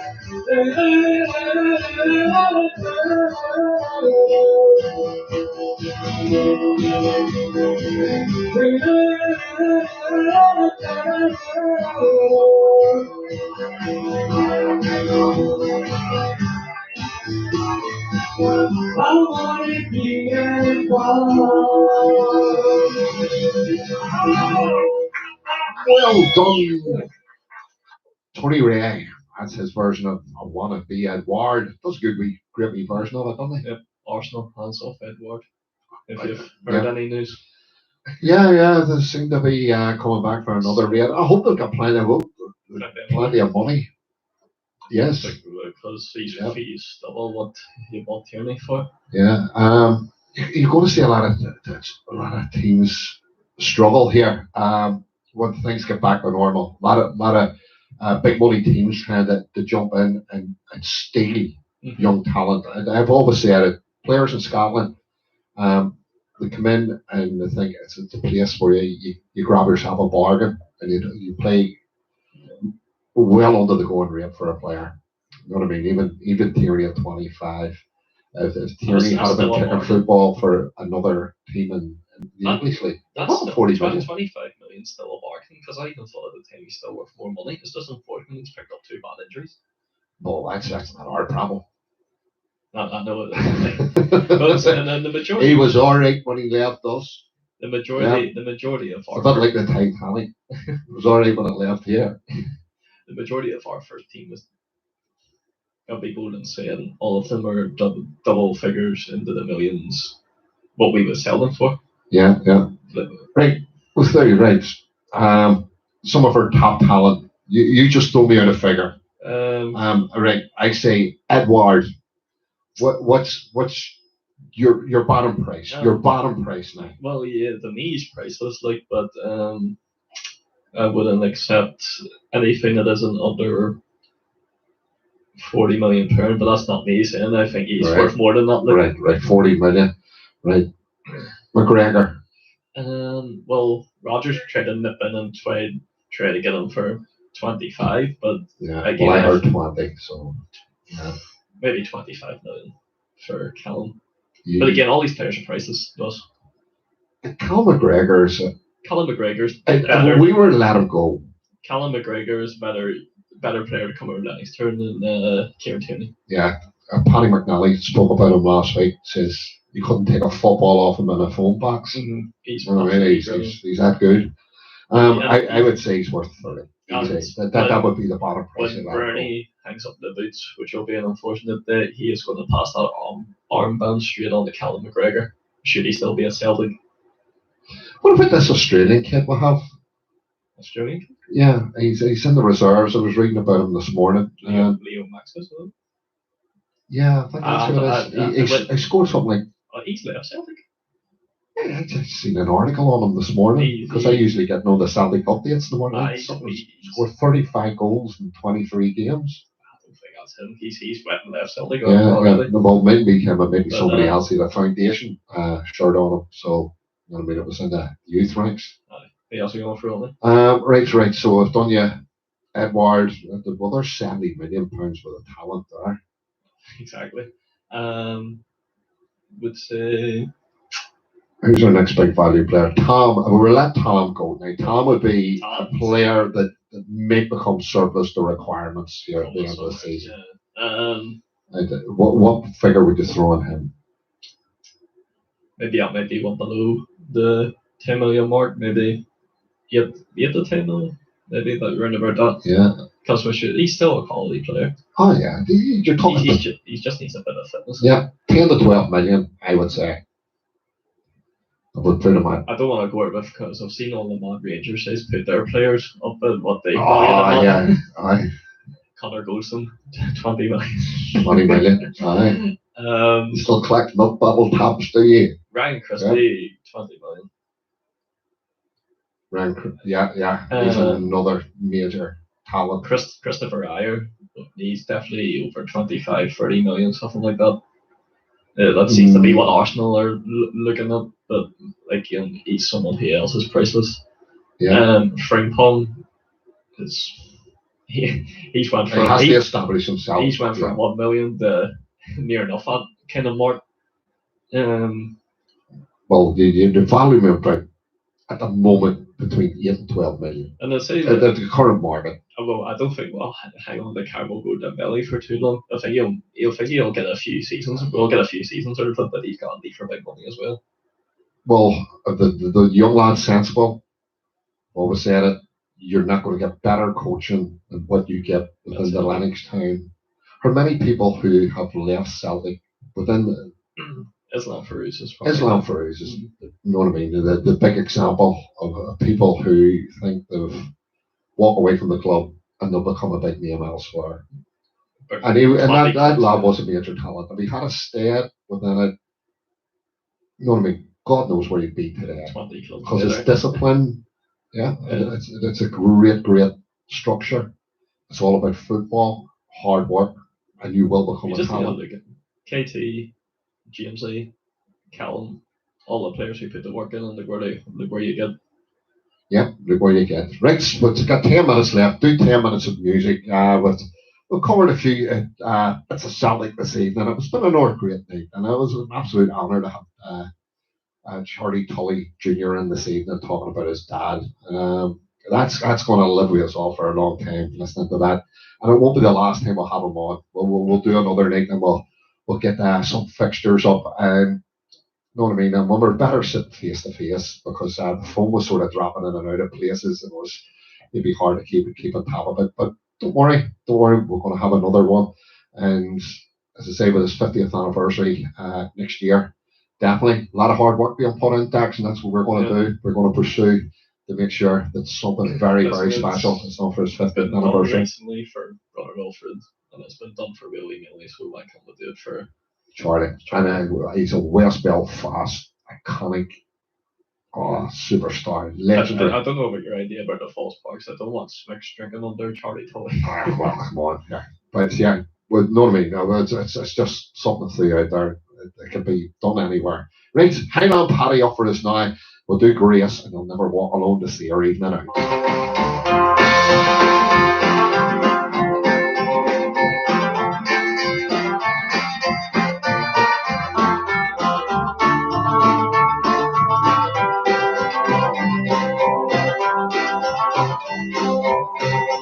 Evening fair, as the sun was shining. To Kilkenny I did ride, I did meet with Captain Grady, a tall commander by his side. And you are welcome, Highland Paddy. By my side you surely stand, hear the people shout for freedom. We'll rise in the morning with the Fenian band, rise in the morning with the Fenian band.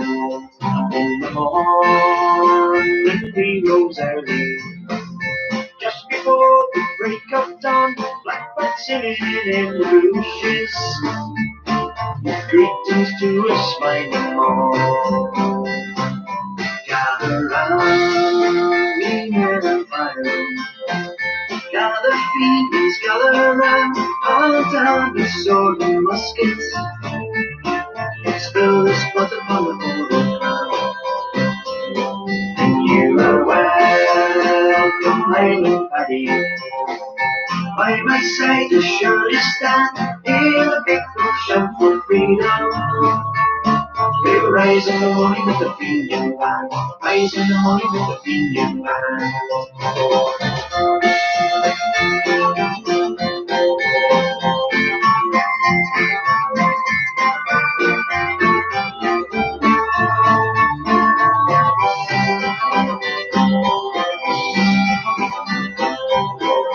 There's a glen beside the river, just outside Kilkenny town. There we met this noble captain, when lay dead upon his holy ground.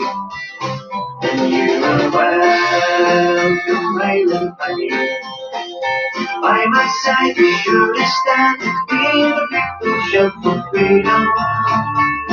We'll rise in the morning with the Fenian band, rise in the morning with the Fenian band.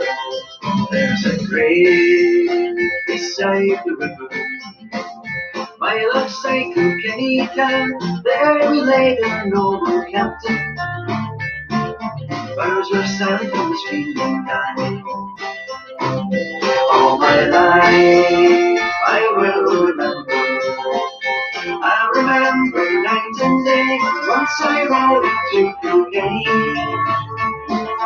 and I heard his noble captain say, and you are welcome, Highland Paddy. By my side you surely stand, hear the people shout for freedom. We'll rise in the morning with the Fenian band, rise in the morning with the Fenian band. You are welcome, Highland Paddy. By my side you surely stand, hear the people shout for freedom. We'll rise in the morning with the Fenian band, rise in the morning with the Fenian band, rise in the morning with the Fenian band, rise in the morning with the Fenian band. Oh, it's one of my favorite tunes of all time. I want to go to a desert island. I hope a final, a 7-inch final of that there, and a record player to put it on. Play the free and the Fonzie. Yep. Timber. Oh, of course, yes. How much was going on? Yeah. Well, the Declan's meant to go to Santa Ponsa in July, and it's well, you never know. Yeah, You never know. You just gotta. It's something you gotta take day by day here. So, what are we going to do now? Yep, George and Pop for I was talking to you. Keep him wondering. Up at Derry, yes, Yeah. Keeping. You know what Paddy McCourt is? Go on that his door. Tell me I'm going to ring him this week.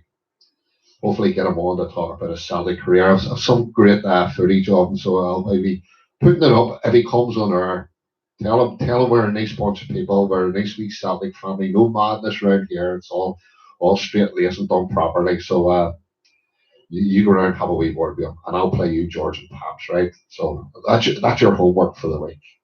So that introduce us for him. I don't always say it though.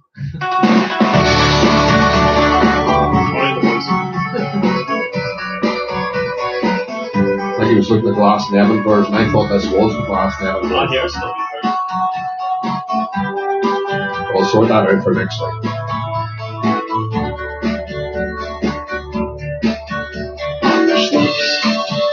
Of the crater, one morning in May, four lads left their base with hearts young and gay. Their cause was for freedom, because they wanted night, and the foreign oppressor they went to fight. While patrolling the streets, they met with the foe, and with guns at the ready, the lads had to go. So we raise up our hands and we'll bless the British land who torment the very hearts of man who dare to cross their paths. But my heart is broken too. Won't you tell me what to do? They couldn't stop George and Bob, and they're not stopping me and you.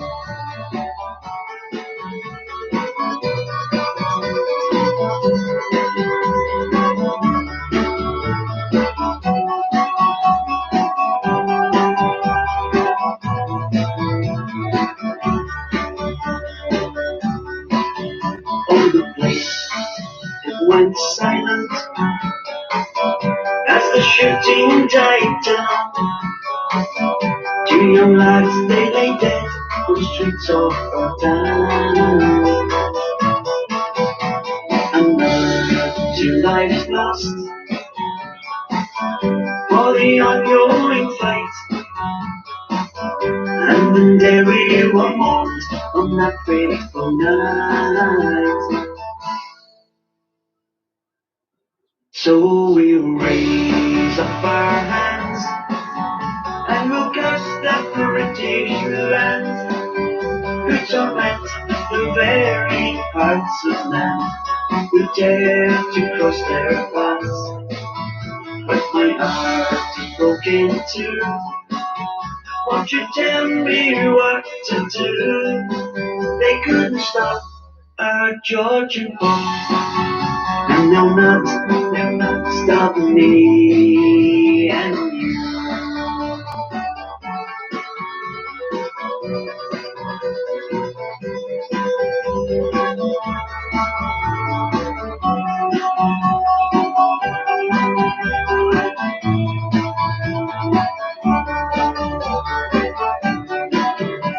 Now Georgie and Bob, they're like cold stone. They died fighting for Derry, their own native home. Now always remember and don't ever forget, they died fighting for Ireland and we owe them debt. So we raise up our hands and we'll curse the British land who torment the very hearts of man who dare to cross their paths. But my heart is broken too. Won't you tell me what to do? They couldn't stop George and Bob, and they're not stopping me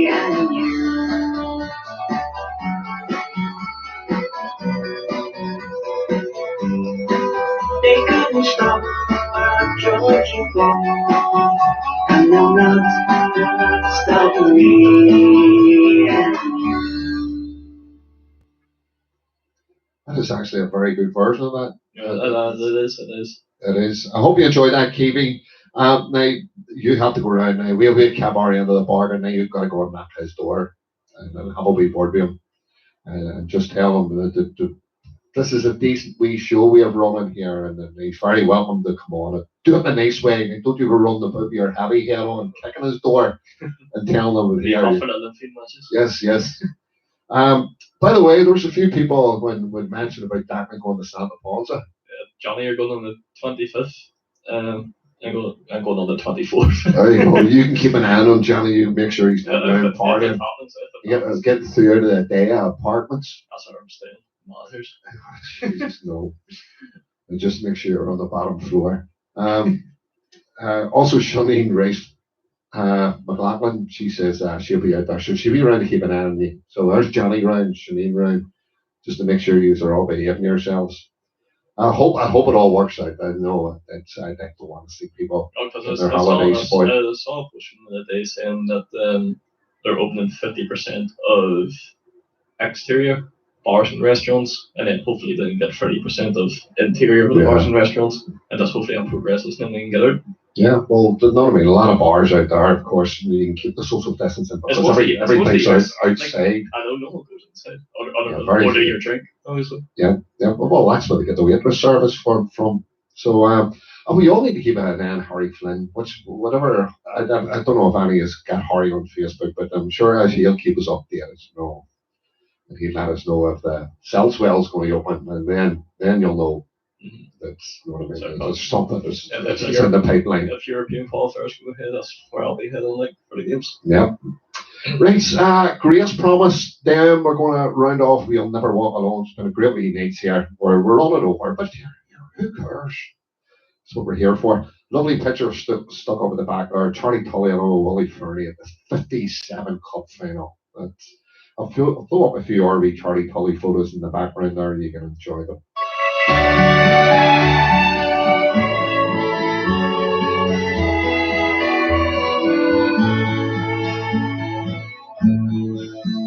As we gather in the chapel here in old Maynham Jail, I think about these past few weeks.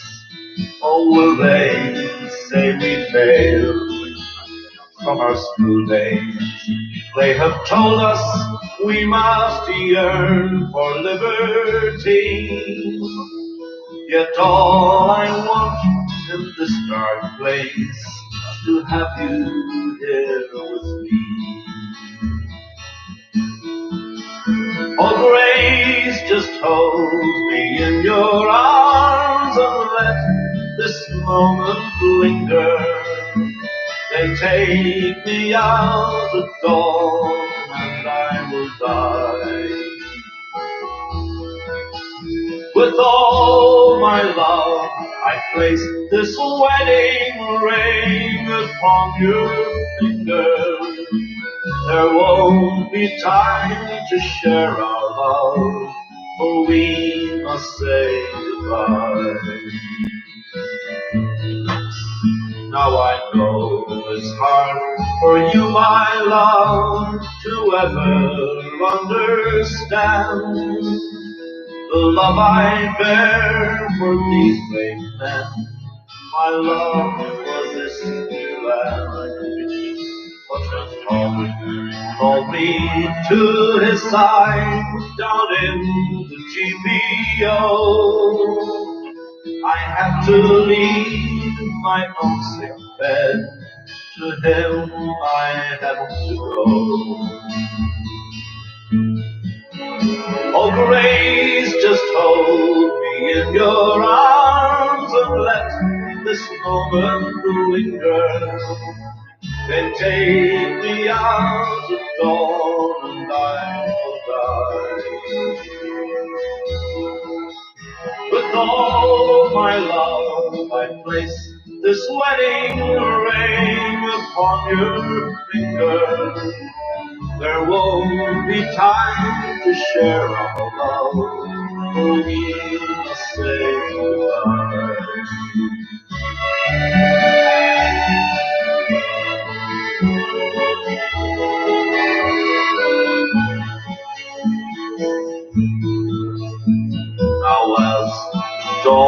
is breaking, my heart's breaking too. On this May morn, as I walk out, my thoughts will be of you. I'll write some words upon the wall, so everyone will know I love so much that I could see his blood on the road. Oh, grace, just hold me in your arms and let this moment linger.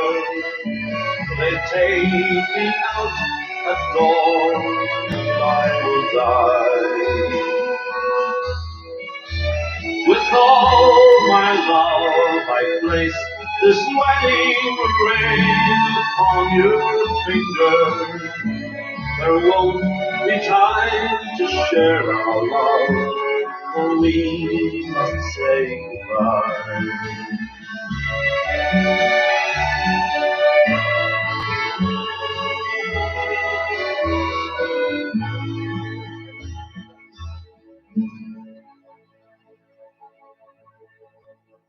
That was Grace, signed by Paddy Riley. No better man to sing it.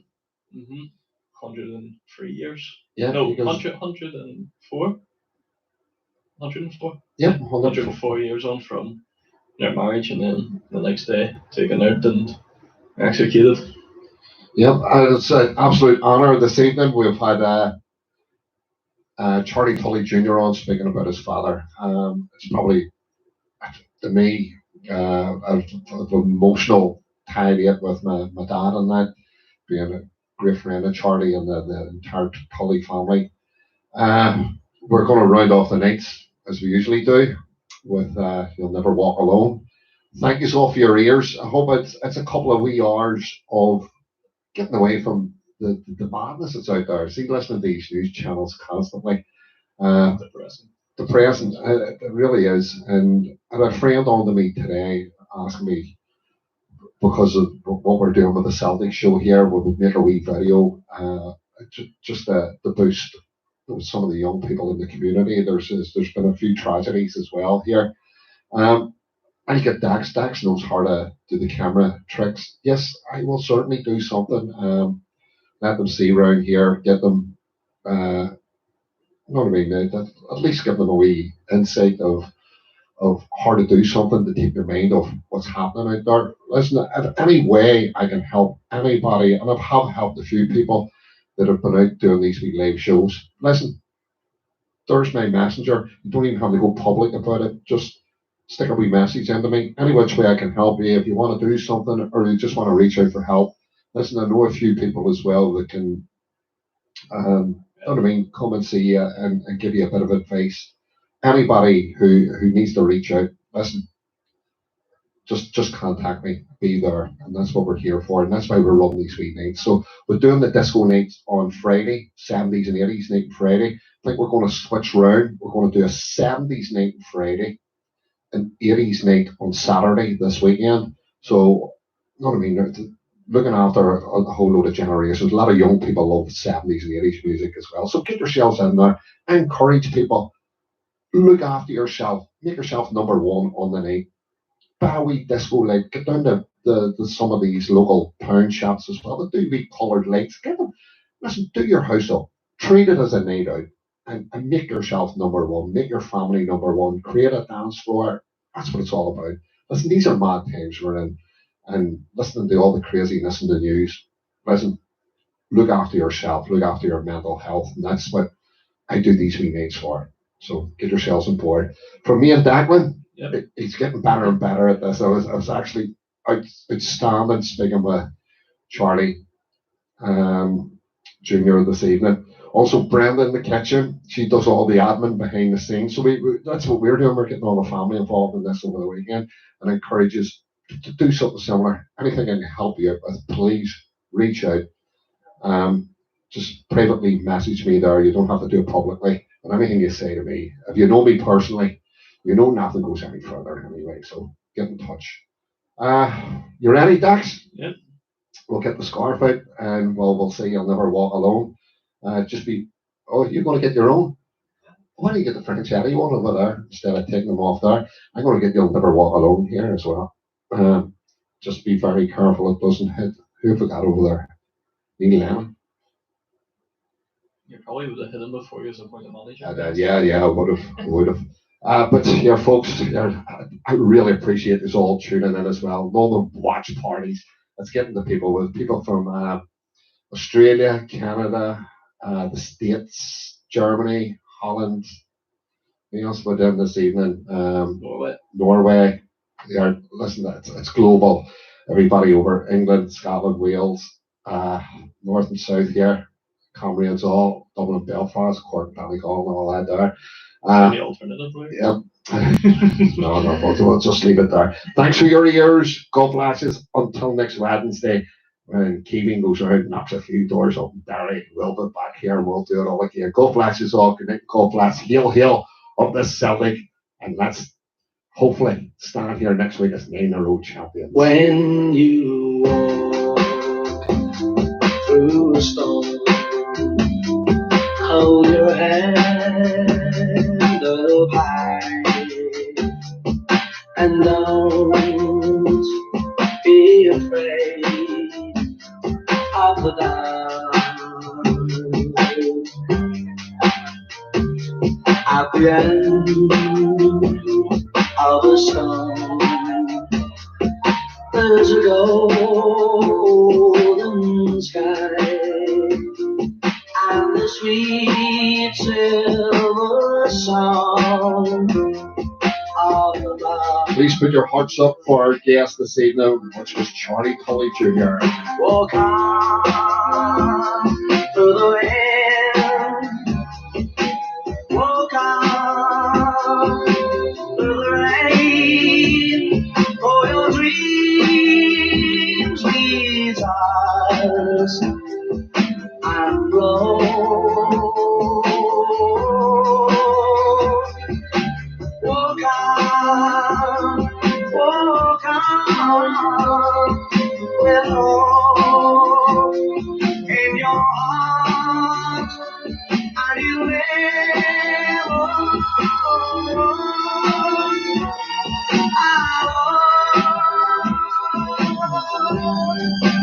you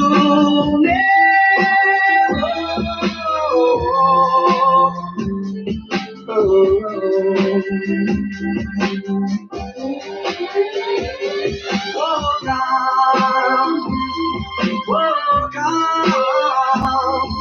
with hope in your heart, and you never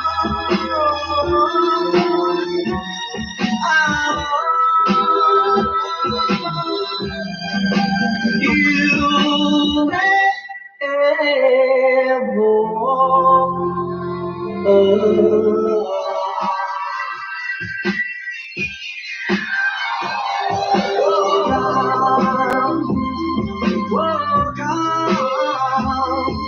with hope in your heart, and you never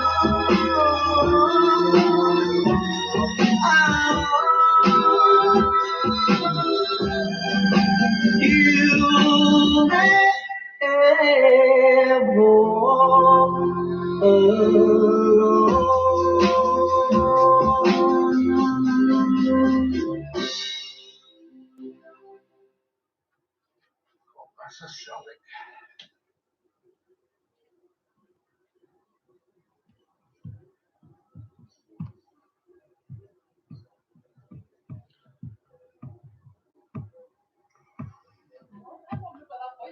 Well, no, I was like, Jesus.